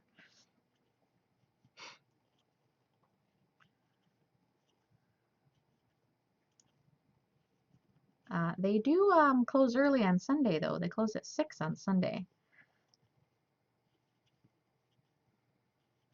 don't know. I would have to see what my schedule would look like so that I could figure out when my stream times would be.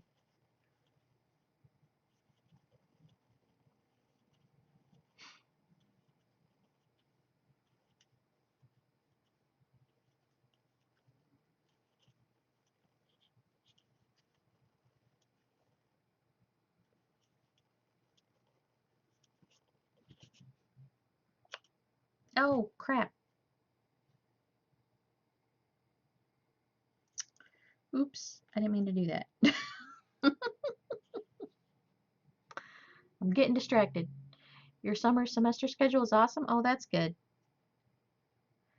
Except I'll have to start getting up at 5:30, you think. Aw, cut too early. I did cut too early. I need to go around one whole more time. It happens. What you gonna do?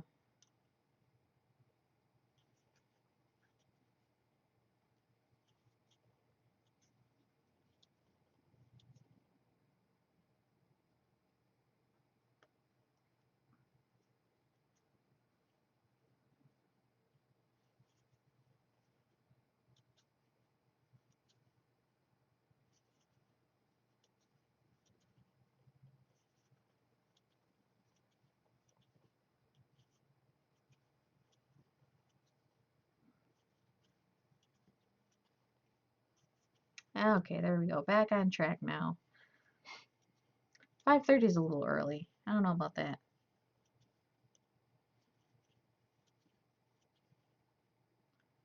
Your school is trying too hard?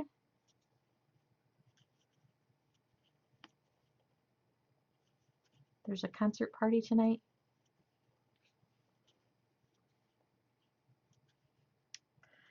I went to a community college for my nursing, and apparently they did all kinds of stuff. They had like parties and concerts and like student events and all kinds of stuff. I never went to any of it. I had no idea any of it was going on. Uh, so I don't know. There's one country artist, one electrician, and one boy band. All at the same part. That's a little weird. Yeah. Ugh.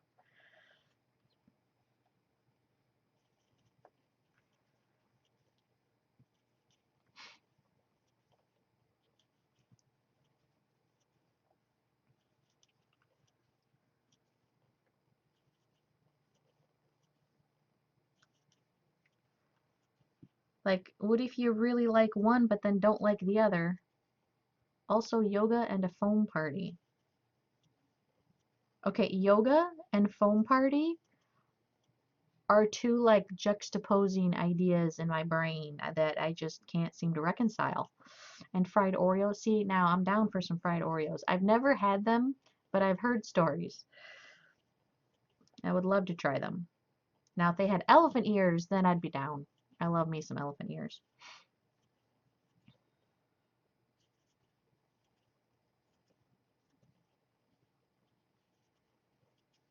They're trying to make everyone happy. Yeah, you can't make everyone happy. Funnel fries, whatever those are. I'm not sure what funnel fries are. Is like fries that come in a funnel? I know what funnel cake is. I can't imagine funnel cake and funnel fries are the same thing though.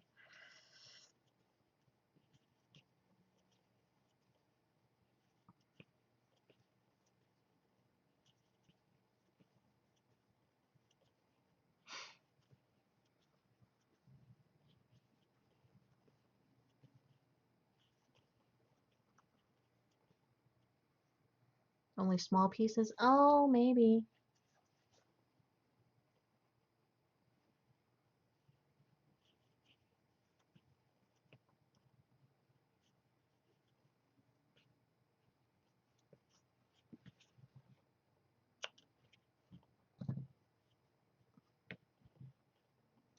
Since it's free. Oh, nice.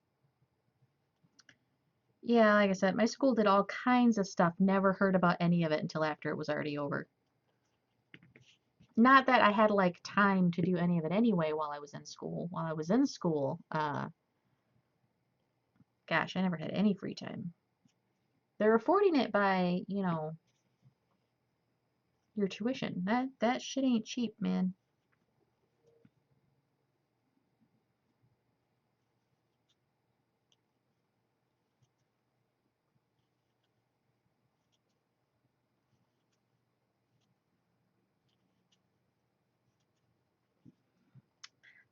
Student uh student activities and all that stuff though um is becoming more and more important to colleges, because it used to be that if you wanted like the law school, you went to a specific school. If you wanted the doctor school, you went to a specific school.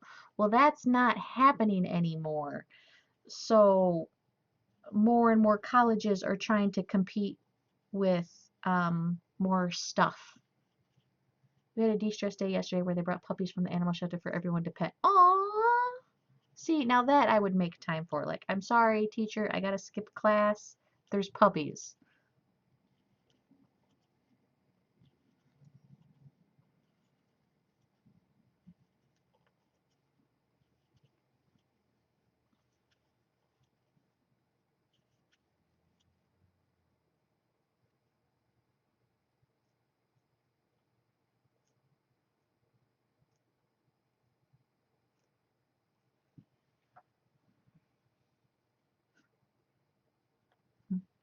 Like, my bad, can't come to class today. It's freaking puppies. Depending on the teacher might even be like, I'm not gonna have class today because of puppies.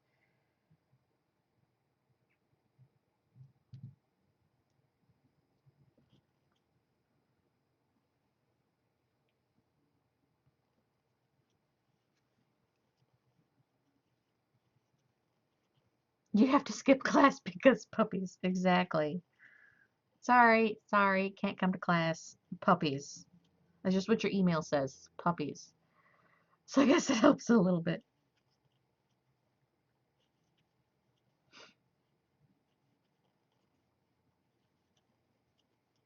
You think the teachers would understand? Oh, they better, because I ain't coming to class. Puppies.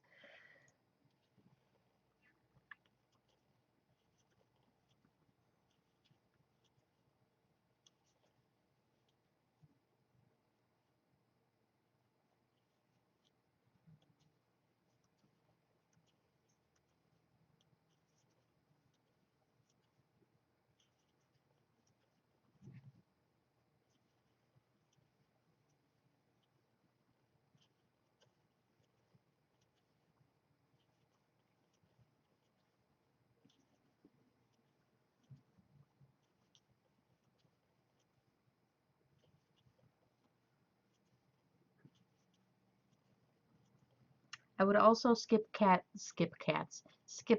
for cats or penguins.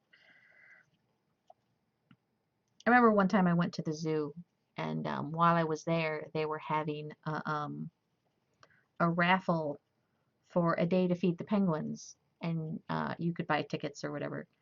And the raffle drawing wasn't for like a week or two. And of course I bought tickets because I freaking love penguins. And when I went back to work the next day, I was like, so the zoo's having this thing where uh, you buy tickets for a raffle and you get to feed the penguins, and it's on, say, like, April 5th or whatever. And I was like, so I'm not going to be able to work April 5th.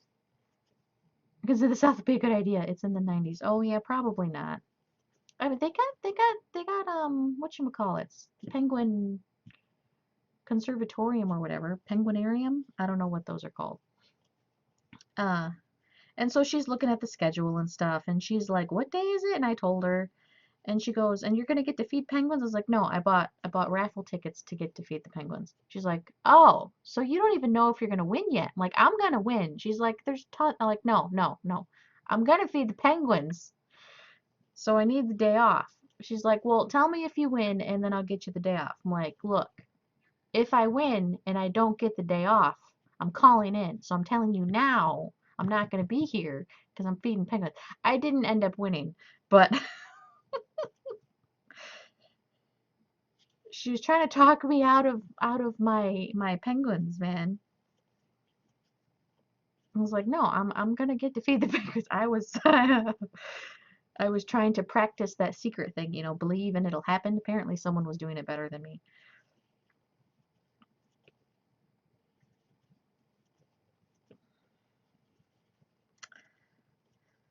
The Detroit Zoo just built a brand new penguinarium uh, to feed great white shark babies. Oh my gosh, that'd be awesome. That would be awesome.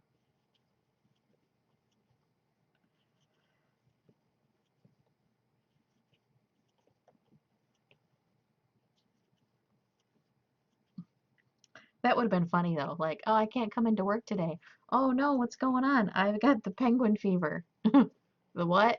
It's a penguin fever. Write that down. P-U-N G fever. Oh gosh, I love penguins.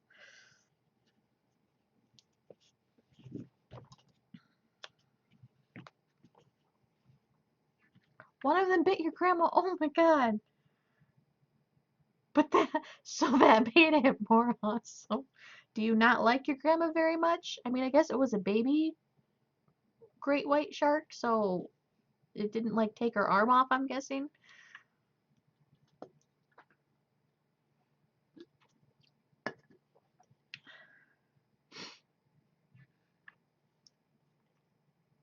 It was just a scratch on her hand. Okay, that's good at least. Have you guys heard of Bethany Hamilton? They made a movie about her. The surfer that got her arm bitten off by a shark. She wasn't following the rules and was harassing on purpose, so she deserved it. Oh, well, then clearly she had it coming. But I knew Bethany Hamilton. She was actually friends with my little sisters. Like they went to school together and all this stuff. Or well, they were homeschooled, so they went to the same like events. Because on Kauai, there's tons of people who homeschool actually, and they like get together and have field trips and stuff, so that like the kids still get to socialize. They still get to have field trip experience and stuff like that. But you know, you're also still homeschooled.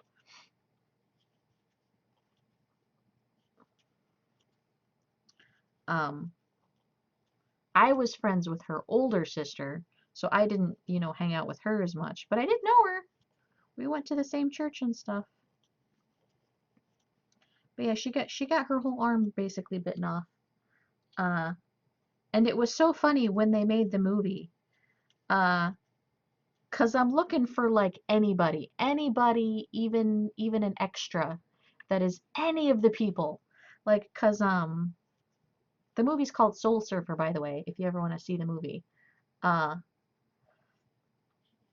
like they didn't even pick people to be extras that were from the church or from any. I was so mad. I was like, really? You couldn't get a couple of extras in there? Like, not even as like people walking by in the background. Come on now.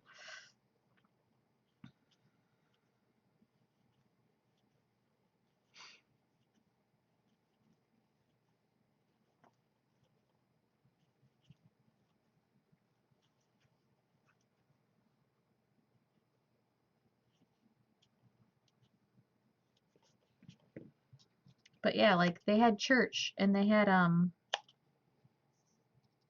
the most famous person I know is my dog. I did it again, you guys. Oh my God, what's wrong with me? Um, oh my gosh. I used to work at, she was selected to be a temporary mascot for a pit bull thing. Oh, that's cool. I used to work at a restaurant where famous people came, so I've gotten to wait on a bunch of famous people. I got to wait on Ben Stiller, Pierce Brosnan, Roseanne Barr. Not a fan of Roseanne, by the way. She can bite me. Uh, the Red Hot Chili Peppers. I got to meet a bunch of famous people. Oh, Jason Mraz. Jason Mraz signed a t-shirt for me too. Bette Midler. She's also not fan friendly, I guess you could say. But Roseanne Barr, she can bite me. That woman was horrible. Like, I can't even watch the show Roseanne anymore. I can't do it. My husband loves that show too. So every time it's on, he's watching it. Like, oh my God, I can't. He's like, it's a TV show. I'm like, I know, but it's like her face. Like, just imagine someone that screwed you over and then you have to see their face on TV. I'm sorry, I can't. To a coffee shop and smiled at a super hot guy who smiled back and came over. We talked for a minute and left. Oh my God, this country singer's been hanging out in our coffee shop in town and it was him. Oh, that's awesome. Yeah, that happened with me with the Red Hot Chili Peppers. I didn't know it was the Red Hot Chili Peppers until after the fact, which is funny because I liked Red Hot Chili Pepper songs. I just had never like seen a video, never seen a concert. I'm not the type of person to look up singers and whatnot. Just like listen to them on the radio or whatever. So I had no idea what they looked like. Didn't know it was them. Didn't find out until after they left. And the cook was like, that's the Red Hot Chili Peppers. I was like, oh, I like them. I just didn't know what they look like.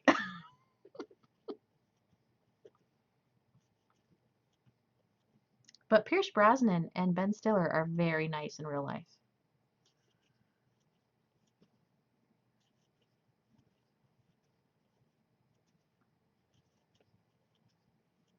Yeah, they're very nice. What was really hilarious is that someone else was eating at the restaurant, and he called me over and he was all like, "Psst, is that James Bond?" And I was like, that's Pierce.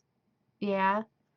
And the guy picks up his cell phone and he says, it's been confirmed 007 is in the same restaurant as me. I repeat, 007 is in the same restaurant as me. It was hilarious. I was like, oh my God.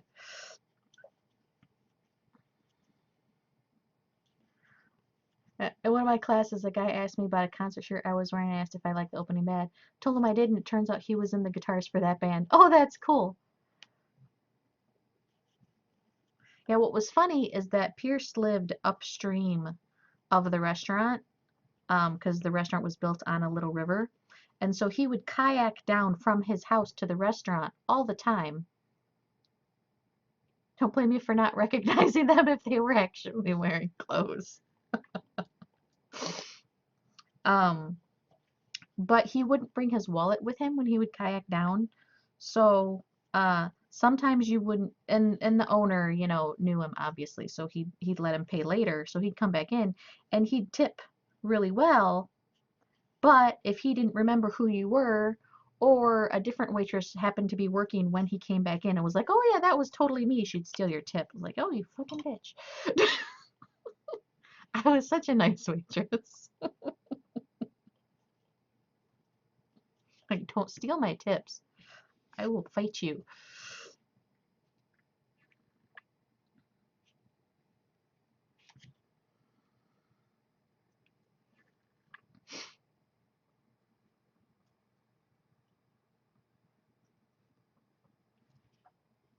But yeah, apparently the restaurant had a reputation for being very, I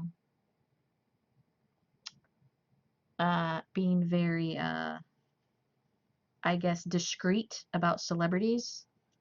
So celebrities liked to visit. Is that why you're going to sell phones instead of food? I actually loved being a waitress, but I was on Kauai where you made mad tips. I made better tips being a waitress there than I do here being a nurse. Uh, Being a waitress here is not the same. Lots of people don't tip. Um, Lots of people tip the bare minimum, or less than the bare minimum, and it doesn't matter how awesome of a waitress you are. And since you get paid less than minimum wage to be a waitress, yeah, I couldn't be a waitress around here. It's just not enough money. Yes, Pierce is a super nice guy. You can tell her that he's a super nice guy. He actually had his daughter, Pierce Brosnan's daughter, had a birthday party, and he asked the local hula troupe if they would dance hula at her birthday party, and they said yes, and my sister was in the hula troupe. So my stepmom was there, you know, picking up the girls after the hula troupe thing that was done. And he walked up to her and he shook her hand and introduced himself. He goes, "Oh, thanks so much. My name's Pierce." And she was just completely like flabbergasted because she liked him. And she just goes, "I know." She couldn't even say, "Oh, thanks. My name's Sue." Your mom tips 10% unless it's a hot guy and the coffee is fresh, then she tips 25. I tip the 15% minimum. And then if I like them, I'll go up to like 20%. But yeah, Pierce is a super nice, super personable guy. Very sweet. Oh, there's a cat back in the cat bed. You guys are supposed to tell me about these things. There we go. The heat is off again. I gotta turn the heat back on.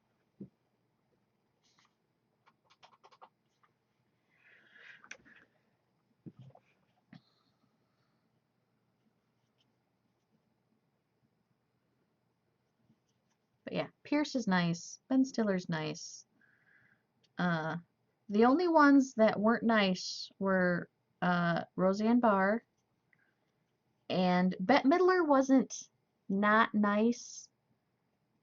She was just not friendly.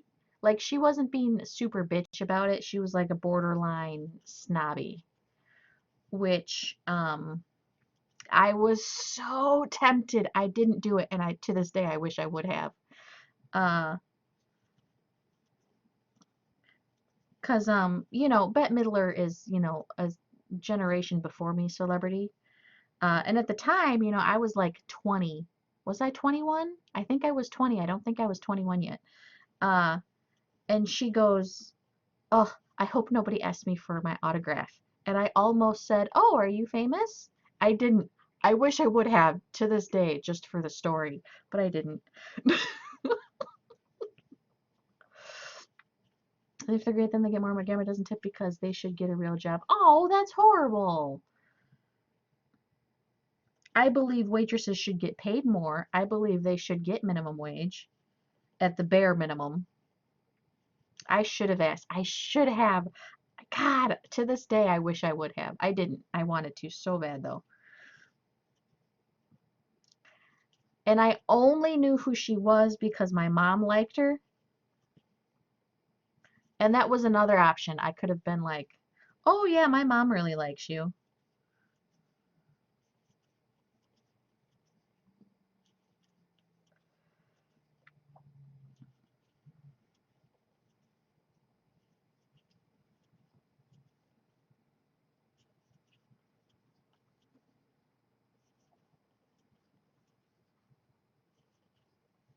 Oh, and I recently found out that I kind of had a celebrity in the nursing home.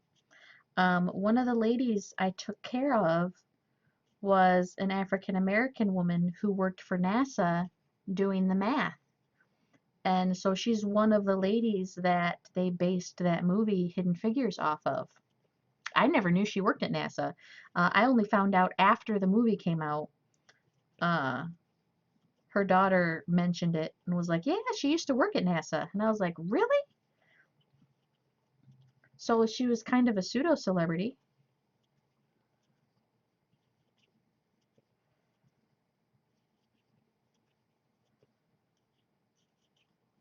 You've never been to North Texas? I've been to Austin once for a day, and it was cool for that day.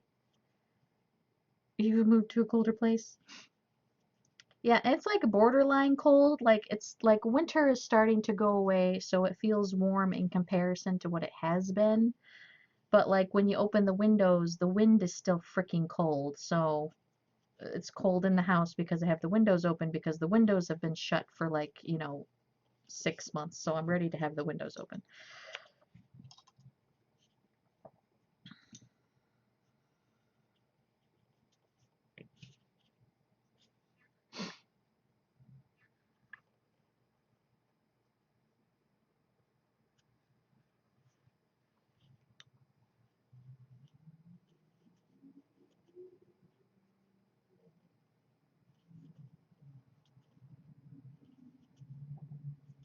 It's a little less humid than South Texas. Yeah, I'm not a big fan of humidity. I lived in Florida for a little while. Not a fan of the humidity. Really, really, really didn't like it. 2 hours north, my Florida home, and the humidity's like 10% less every day, and it feels so much better. Oh, I'm sure. Like my skin is super sticky. Yeah, I hated that humid feeling.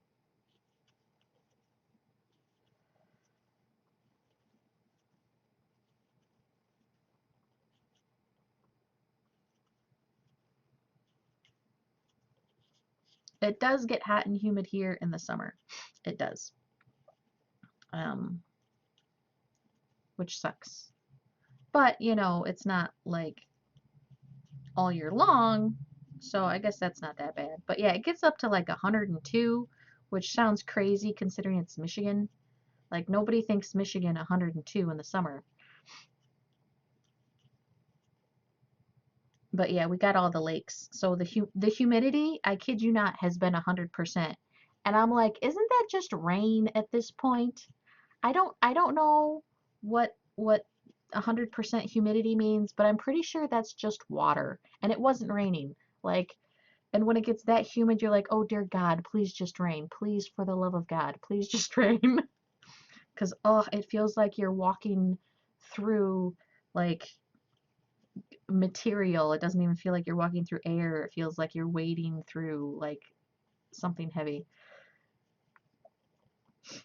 Yeah, but apparently 100% humidity does not mean it's currently raining. Learned that last year. Was it last summer? I don't think it was last summer. Maybe it was the summer before it was really bad. Uh, our winters have been really screwy lately.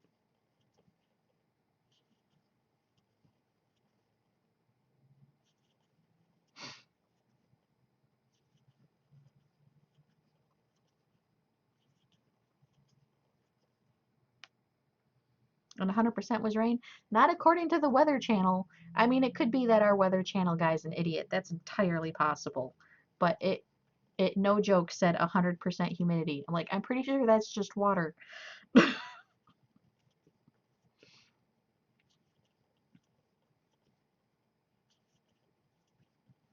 Yeah, and I'm not like on the lake, but I'm next to the lake. I am lake adjacent, you could say. I know about that feeling, that is. Yeah. Yeah, it's like walking into a wall of something, absolutely. Like you feel like you're moving through a material, not just like walking through, you know, just normally walking like through air. So glad to be away from the water.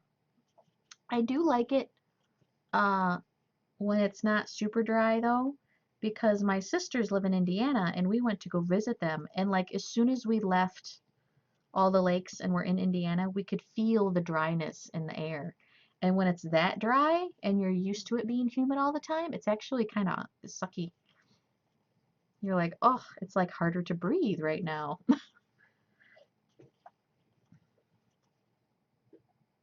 So I don't like zero humidity, but I don't like, you know, 99.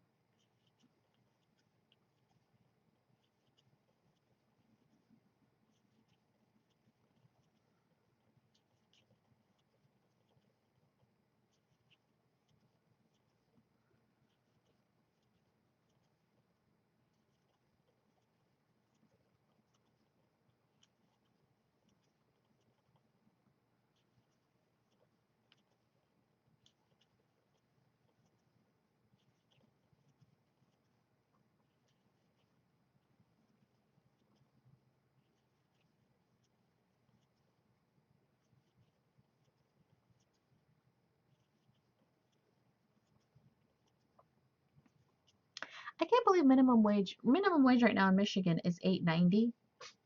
I thought it was less. Oh, he's looking at me. Can I help you? He's got them sleepy eyes. He wants me to pick him up and take a nap with him. That's what he wants.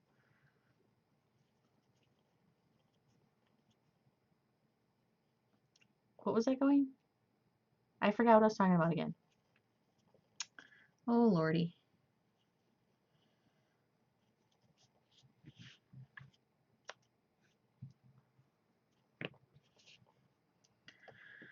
Okay, now we get to sew stuff together. No, Peppercorn, I'm not picking you up because you're spoiled and I have to break the spoilage.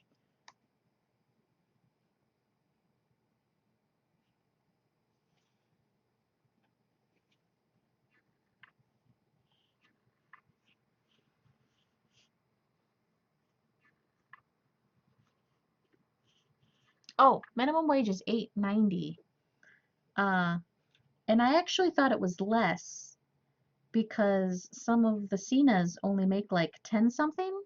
I would not do that job for less than $1 more than minimum wage. Like, dude, I could get a job at frickin' McDonald's and at the very least bring home food at the end of my shift. Like, that job is not worth so little. Especially not when minimum wage is $8.90. Like, screw that. If I'm gonna make barely more than minimum wage, I'm gonna make barely more than minimum wage at a job where people aren't, pooping on me and throwing up on me and trying to break my arm and like, Cenas need to make more, for sure. And, by contrast, nurses also need to make more, but, that's just me being selfish. But if Cenas make more, nurses would make more by just, osmosis. Because nobody wants the responsibility of being a nurse if you could just be a Cena for, you know, closer to that same amount of money.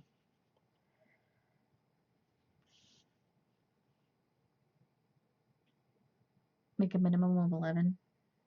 Really? See, 11's not worth it to be a nurse for sure. Holy crap. Although I'm told the cost of living in Florida is cheaper than here, so that's probably part of it. But no, LPNs around here start off at 18 bucks an hour, can get up to 20. RNs make like between like 23 to 26 maybe.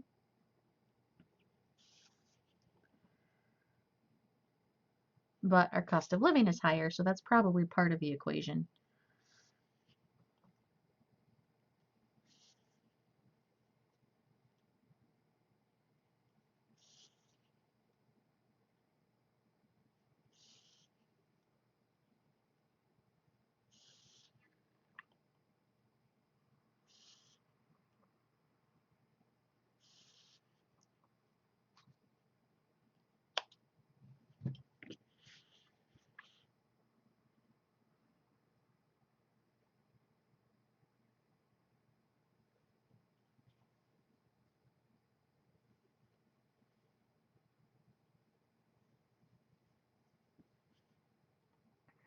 I used to make 21K annual and I was comfortable, so cost of living is definitely not bad. Yeah, I've heard Florida has cheaper cost of living.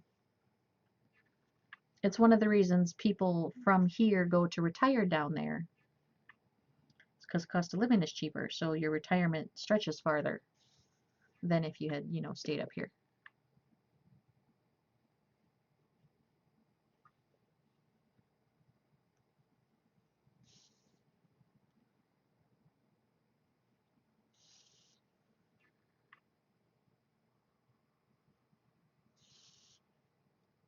Yeah, I was making 18K a year as a housekeeper, and I was just slightly above the poverty line for Michigan. Well, that and having Christmas on the beach. Yeah, I know. Oh my gosh. My brother lives in Hawaii, and I call him for Christmas, and he's always like, "Oh, I can't talk long. We're going to the beach." Yeah. Shut up.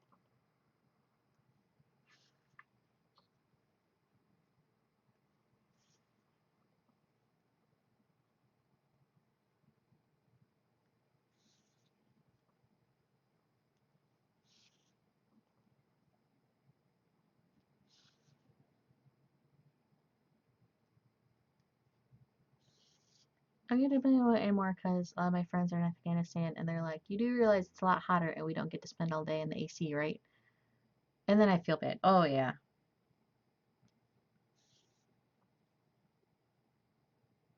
Hotter and colder. I had a friend in the service who actually got frostbite from doing night rounds on his toes because it's so hot during the day and then so cold at night. He actually lost feeling in one of his big toes, like permanently.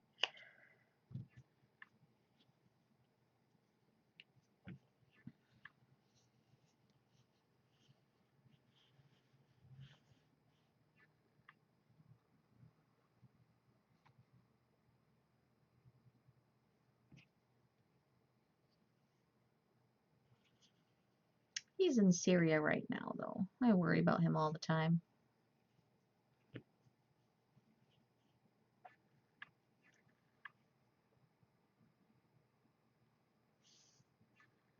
Huh. Like, oh yeah, I got frostbite when I was stationed in the army. Oh yeah, where were you stationed? Like Russia, Alaska? No, no, Afghanistan. Like, you don't think frostbite and Afghanistan in the same sentence, you know?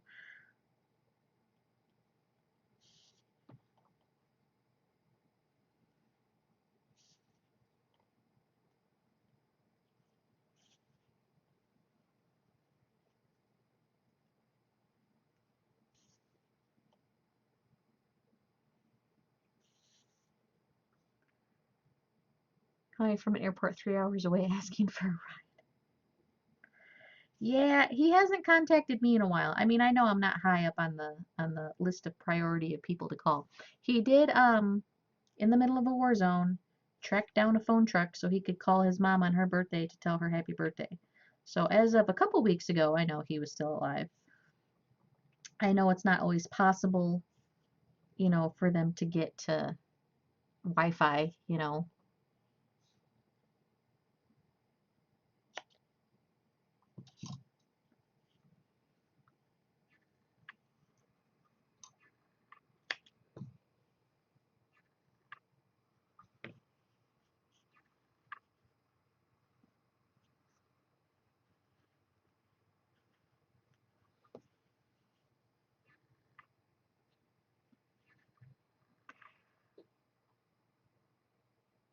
Oh my God, that would be horrifying.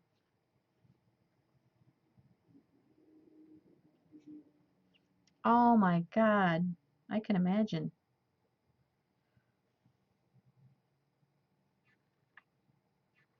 I know. I worry about him all the time. I think about him constantly. And then every time you hear about Syria on the news or something, I'm just like, oh God, please don't be in the middle of that.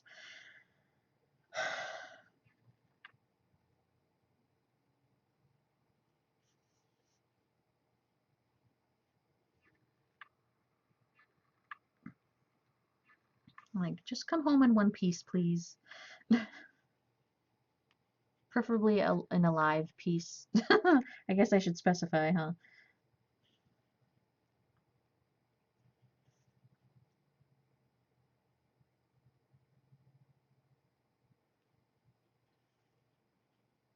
Any updates at all because his health was classified. They couldn't even tell if he's alive. Oh, that sucks. That does suck. Yeah, man, the military don't play around too with the classified stuff, man. If they can't tell you, you're not even gonna get a hint.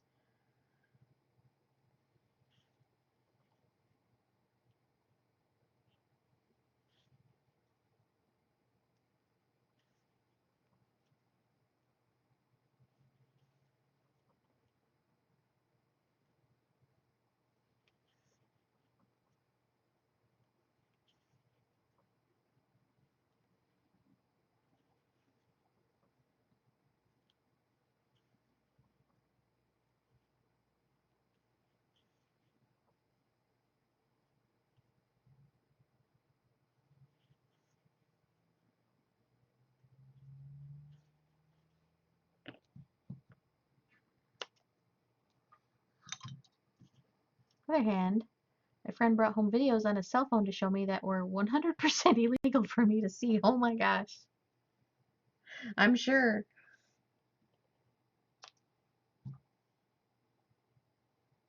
Yeah, but that was from your friend. That's not coming from, from the military.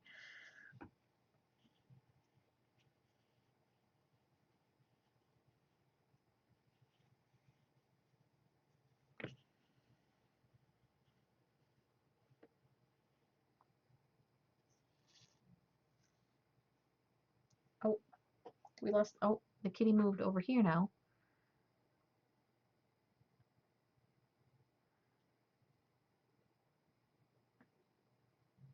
He just can't make up his mind where he wants to lay.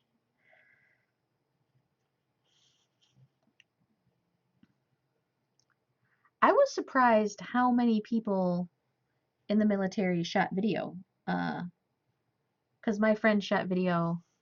He's just tired of the limelight. Uh, his friends, his coworkers. What's the word? I don't know. The people he was with, shot video. Some of them had helmet cams. Uh,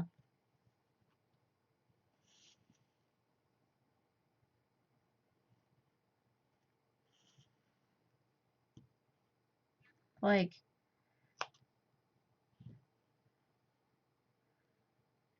the one which was disturbing to me was one dude was in a firefight and this other guy's taking video of it. Like, shouldn't you be like helping or something, not just like standing there?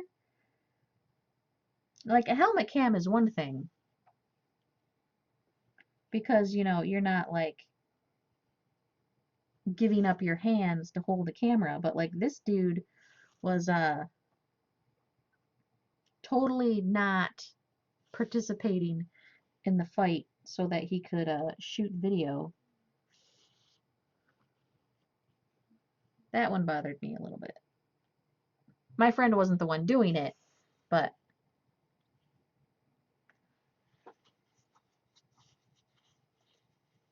they have cameramen that are unarmed. Oh, okay.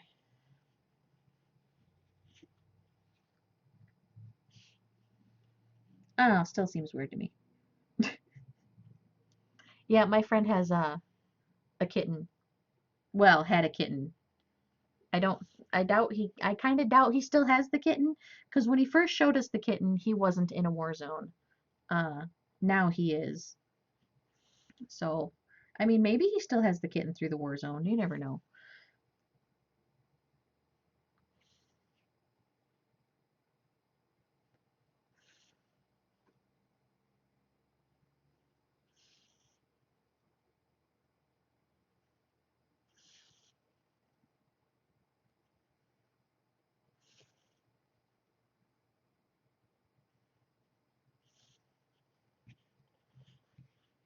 I do miss him though and want him to come home.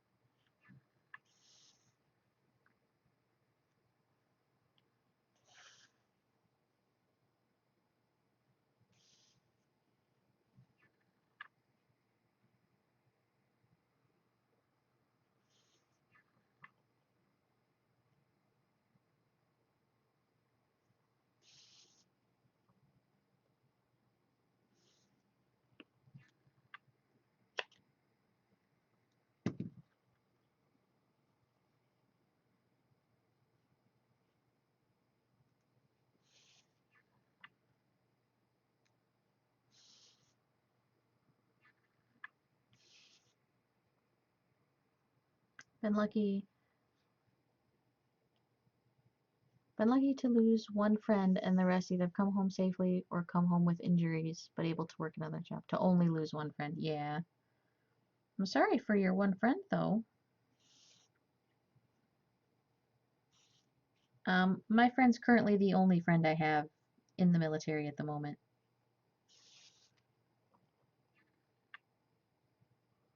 So I only got one to worry about.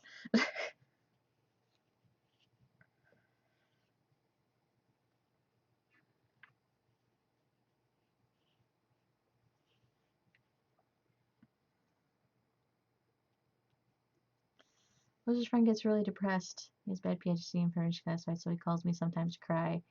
Something one whose details. Aww. PTSD is no joke.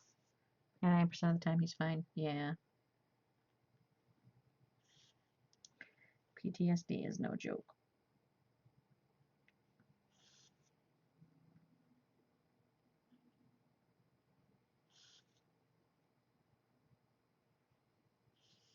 And what's funny about PTSD is that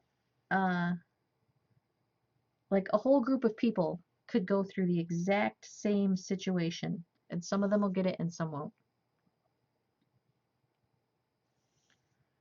Dog actually has PTSD? Yeah, I actually have PTSD. Not from being in a war. Uh,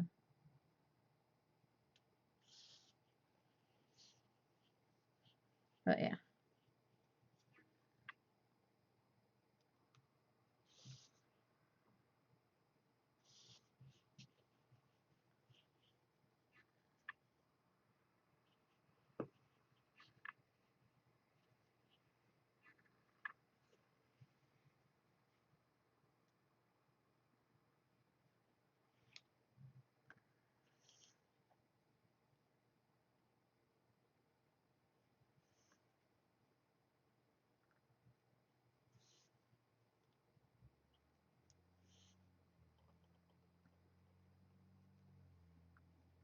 Like the story I've heard of is these two people were working at a gas station. Somebody came in to rob the gas station. The one person, the one worker there, had a gun put up to their head by the robber, said, you know, give me everything in the register or whatever. The person very calmly gave them the stuff in the register. Um, and then, you know, the person took off or whatever. The robber took off. The person who had the gun to their head did not end up with PTSD.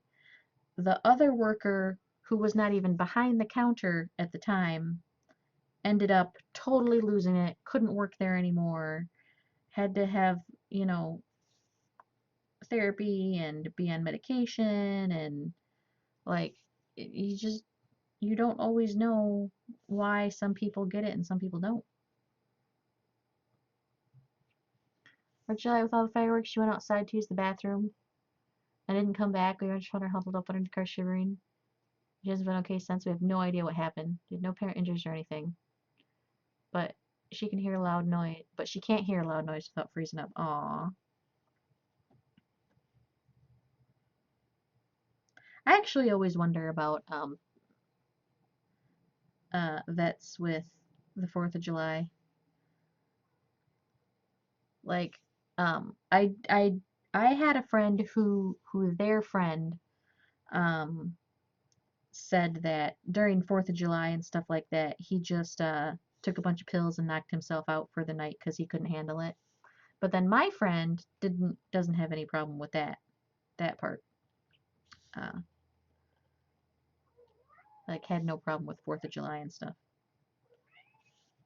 Oh my gosh. Oh, we have a kitty on the move. Oh, he's under the table. So he's not going to be on the cat cam right now. You gotta lay in the bed, Peppercorn. You have to be a movie star for me. Oh my gosh. Do you guys can you see him playing with the camera? He's playing with the camera. Don't eat the camera. It's brand new. Well, actually it's not, but it's brand new to the stream.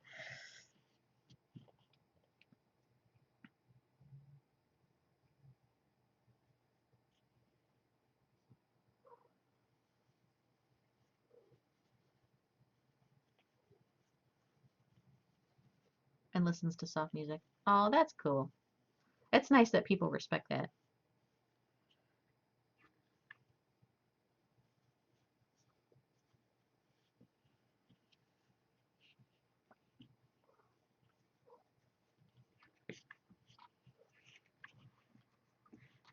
Oh my gosh. Peppercorn, come here. Come here. It's a peppercorn break time. He'll plan out a time with them so he can get ready. Oh.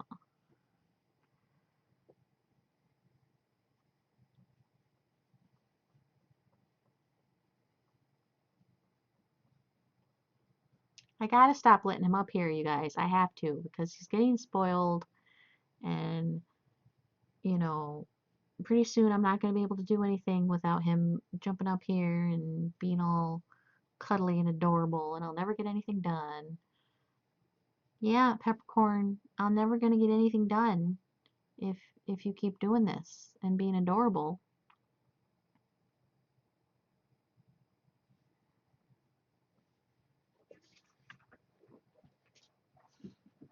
Here, come sit on my lap.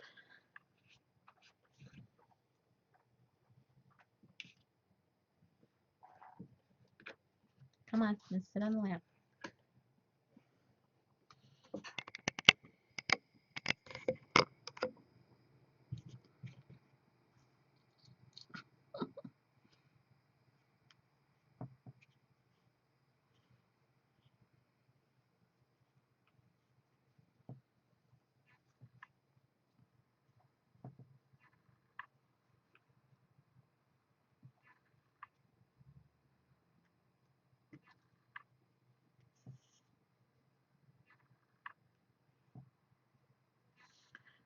That is nice though of them that they're able to work that out. My neighbors are not that friendly.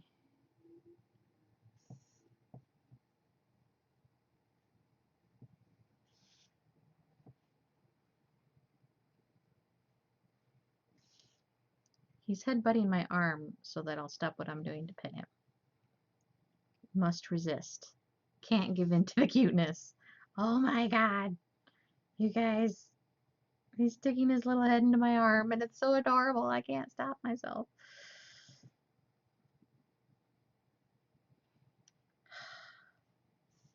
Peppercorn, I got stuff to do. What would you do if I had to, like, work from home all the time, huh? Huh? Then what would you do? Not let me work. That's what I'd do, Mama.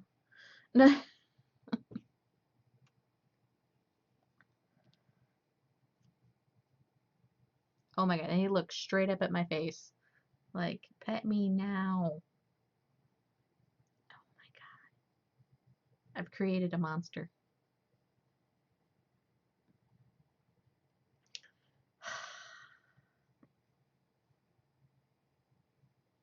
I've created a monster.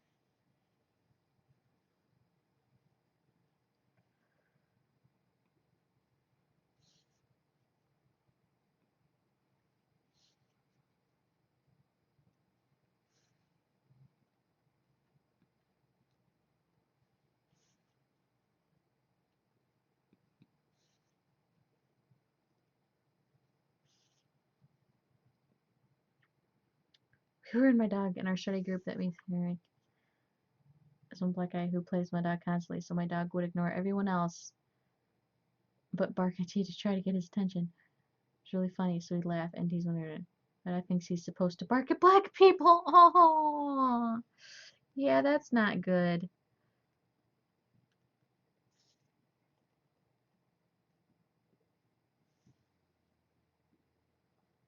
Mine at least just wants cuddles all day, every day.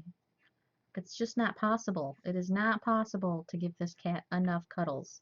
He will never ever be done getting cuddled.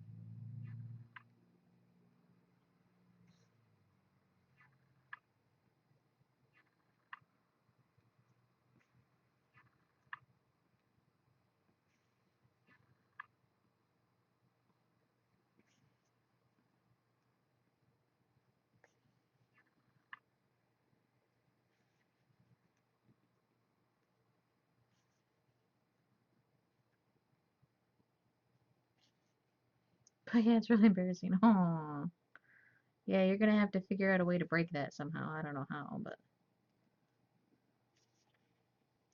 can retrain dogs, right?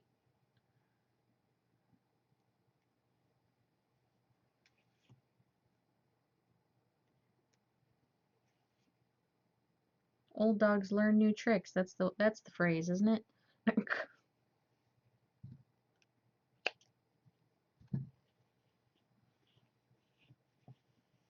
You're definitely working on it.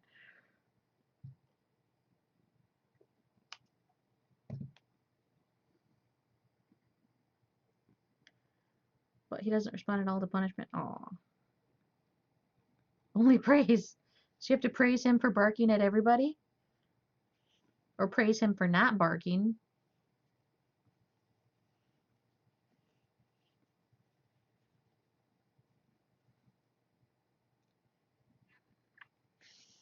I used to have a friend with a kid that did not respond to punishment. Just did not respond to punishment. And this kid was a little demon spawn. And you could spank her and put her in timeout or like take toys away. Nothing freaking worked, man. Nothing.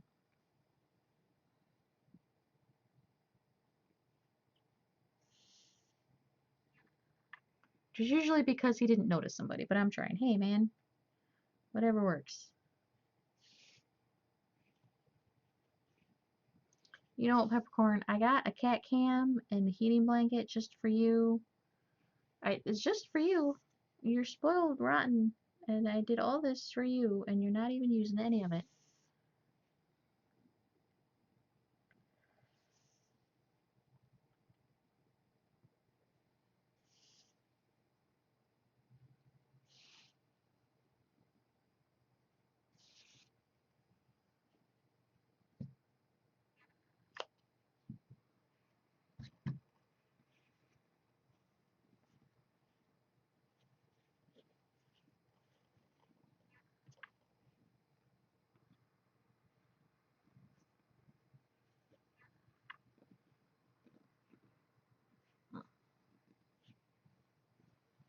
Well, you're the one up here. I don't want his tail flipping at me because it's too close to his face, and I'm not petting him, which is probably the real reason.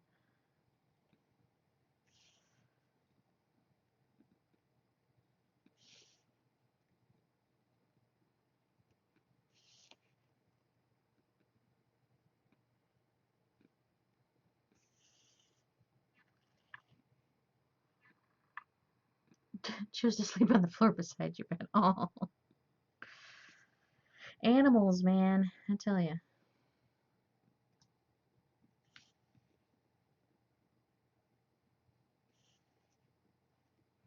I've definitely learned my lesson about cat toys, though. Unless it's a very specific cat toy, like, they like the birds on strings and stuff like that, and they like the laser light. Anything else, just give them a cardboard box. They want the box more than they want the thing inside the box. Just give them a box.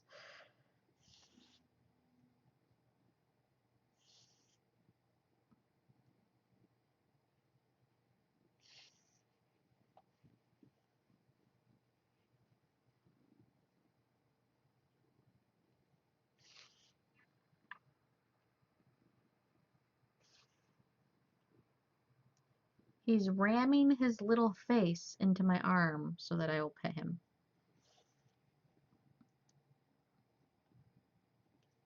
Oh my god. Created a monster, you guys.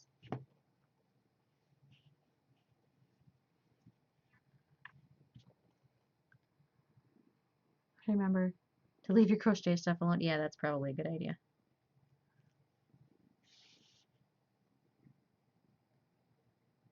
I used the squirt bottle method with my cats and leaving my yarn alone.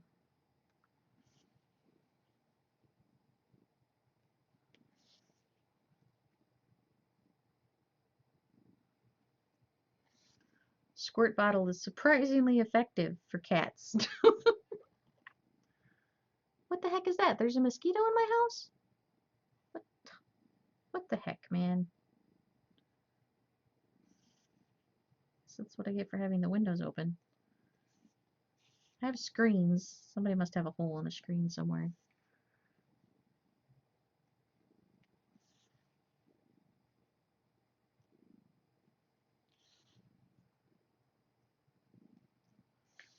I just had to tell her no twice. The other one ended up getting tangled in it so badly he couldn't move, and now he's afraid of the evil yarn monsters.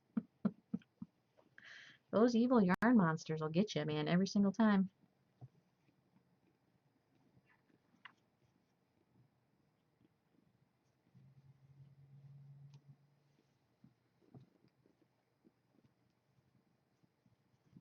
Okay, time to get down.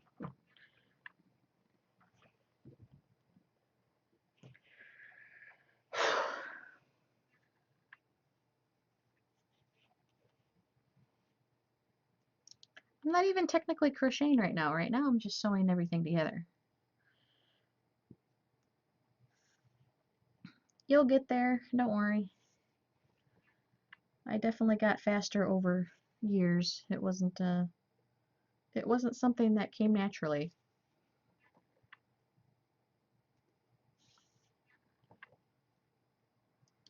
I also do the thing where when I make something, I make a bunch of that thing.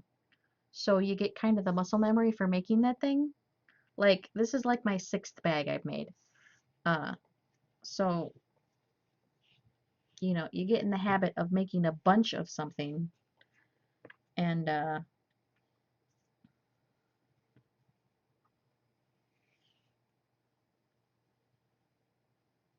it makes it easier just for the muscle memory. Halfway done with your borders? Awesome.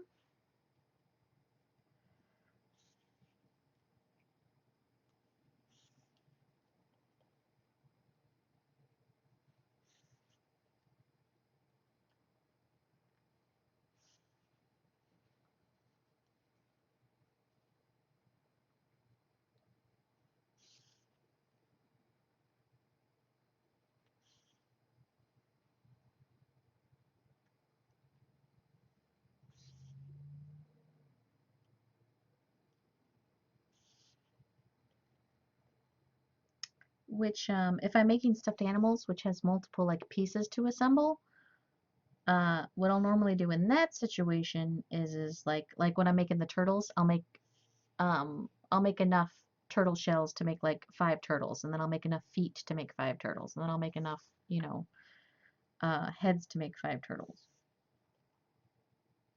And I just found it goes faster that way for me. And like the first one's kind of slow, the second one's a little faster. By the third and fourth one, you know, you're whipping through them. And when you're trying to, you know, stock stuff up for craft shows all the time, plus it helps because then you got multiple of an item.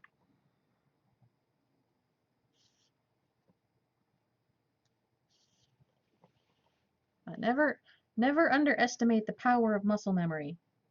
Did I just, oh my God. I just sewed that one on backwards. Also, never underestimate power of doing something backwards.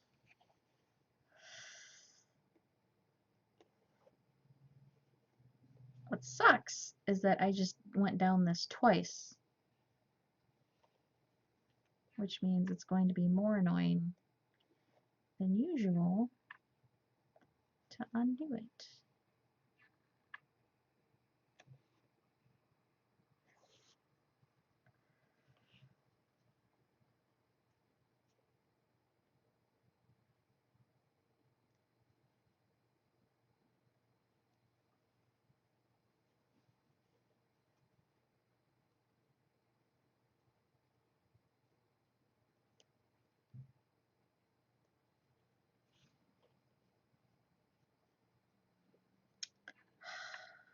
And I hate when I do that. Then I do. I'm not sure it looks prettier even when it's the same thing, but somehow it doesn't. She doesn't have, but she doesn't have time to do much. Okay. Complete silence with no distractions.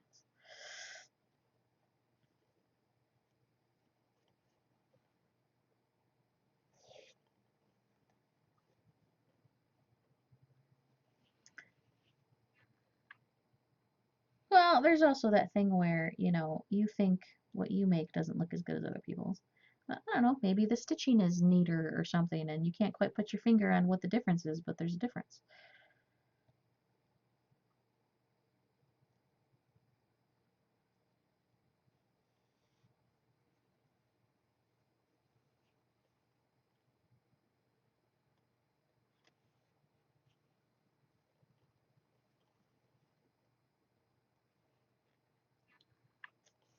Otherwise she messes up constantly. I know. I unfortunately do not have that luxury. The only door I could shut would be like the bedroom door or the bathroom door, and I ain't hanging out in the bathroom. And I don't like hanging out in the bedroom because it's dark up there and there's no Wi-Fi. And I actually don't like sitting in the bed to do stuff. Like, I don't like sitting in the bed to read. Twitch completely froze for you. Uh-oh, is it back yet? Is it back now? I had to refresh. Oh. Well, glad it's back at least.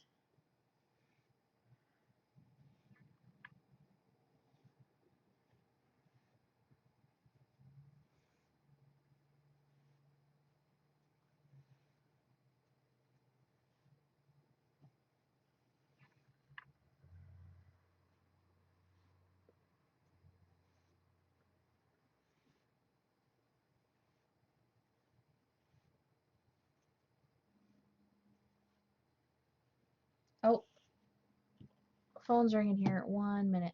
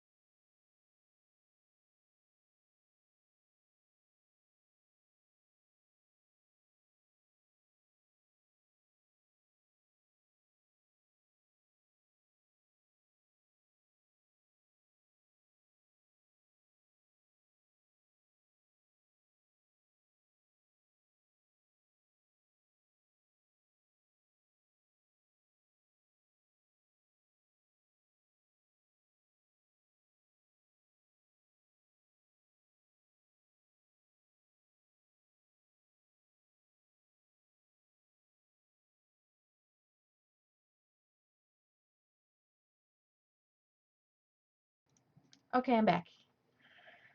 Yes, that is, I forgot to move the camera back down. Yes, that is a penguin on my t-shirt.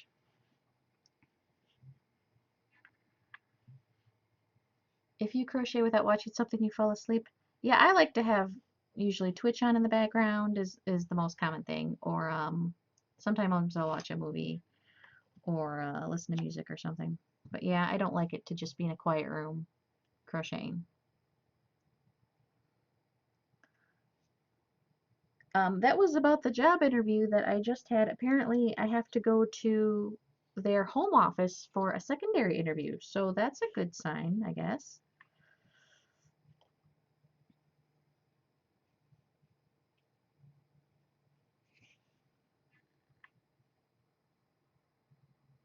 Oh, I almost did it again. I almost did it again. Gotta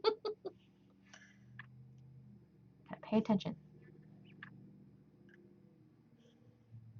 I know it's far away though. It's like 40 miles away. Like, holy crap. I mean, I guess it's their home office, but still.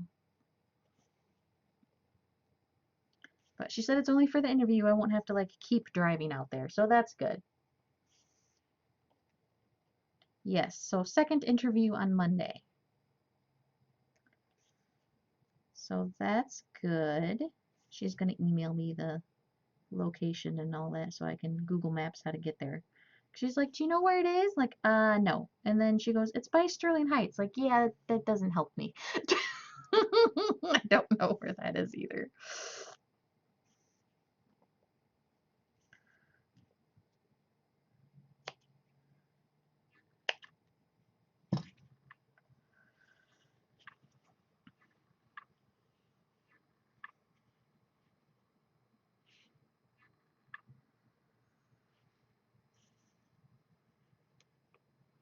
So I'll have to Google Maps that one.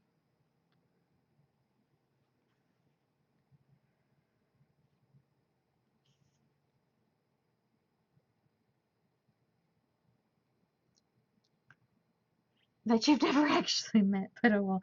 Hey man, that's the fun thing about Twitch. There's tons of people that I've met just exclusively through Twitch I've never met in real life, but you know, I'm really invested in their well-being. I've made a ton of friends on Twitch that I would love to hopefully meet someday. It'd be fabulous.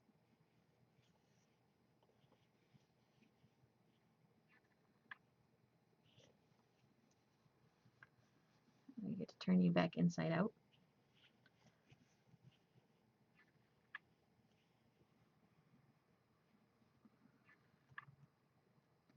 Like someday I hope to get to go to TwitchCon and I'll get to meet all kinds of peoples.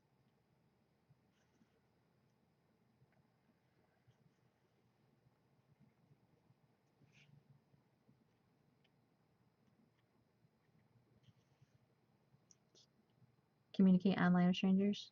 Yeah, I can see how some people would be shy about that. For me, it's actually usually easier online than in person. Uh, I don't know, I guess there's like a layer of, oh my gosh. I guess there's like a layer of safety there, kind of, you know?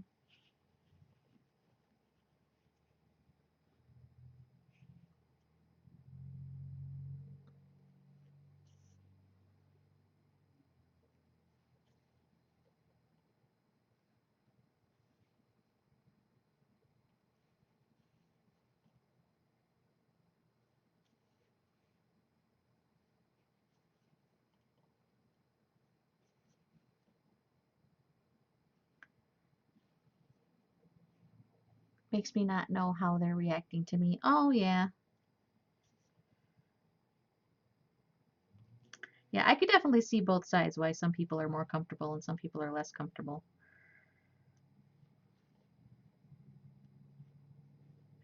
I can always see both sides of an argument that is both like a strength and a weakness, I found. Of course, you automatically assume the worst. Oh, well, don't assume the worst.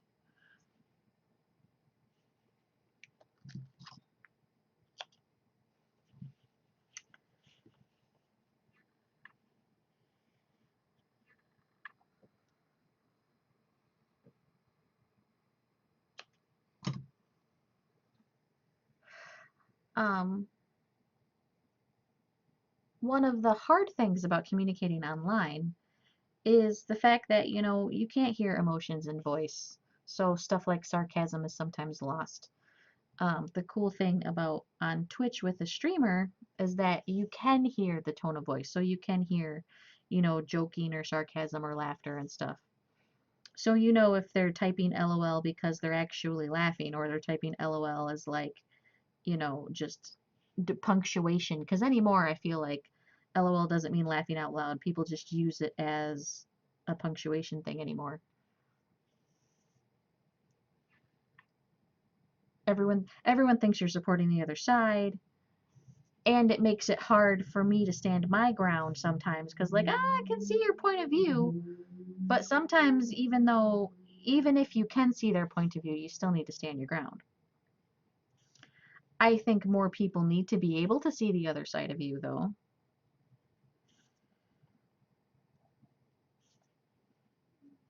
I think that would help our political situation if everyone could just see the other point of view.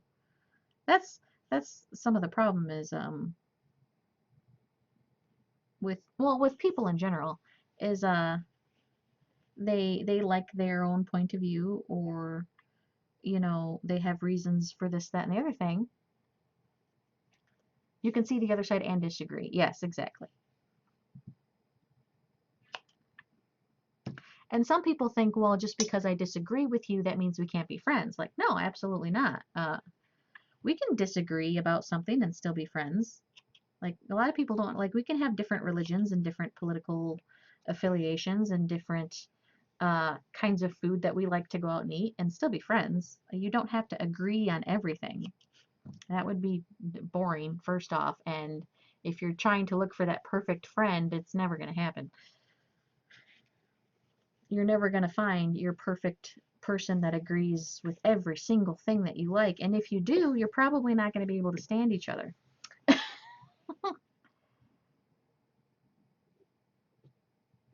Because you disagree on both? Yeah, there you go. Well, I'm actually gonna be done for tonight. I know it's only been 3 hours, but I got some more phone calls to make apparently. And I got done with the sewing of the bag part. Now I just need to make the strap. So we get the other side. Yeah, that's definitely a good well, also I kind of cheated in that I already had the 2 purple ones done prior. So really I only made 8 of these and then sewed them together. So it was slightly faster because there's 2 whole ones I didn't have to make. But then I'll just make the strap, sew it on. That'll be like a whole nother hour. But thanks for hanging out. I'll definitely keep you guys posted on what's going on. What's today, Friday? I'll probably be streaming. No, I won't be streaming tomorrow. We have to paint our shed tomorrow. So I probably won't stream tomorrow. I might if it goes faster than expected. But thanks for hanging out. Thanks for all the good vibes and the fun conversations.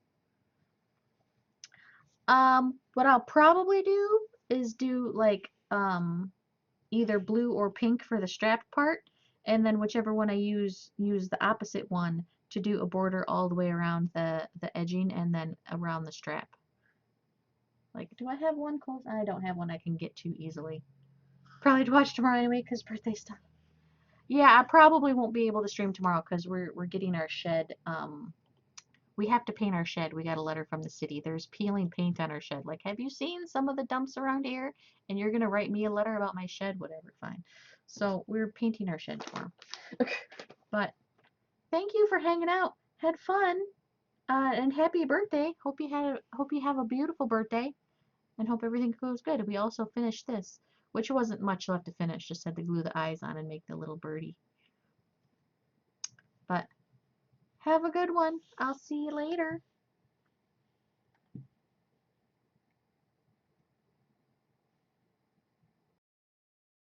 Oh, I can't. Well, I probably could, but his mom's coming over to help us paint, so I don't want to be too roughhousey in front of her. But but I might on accident.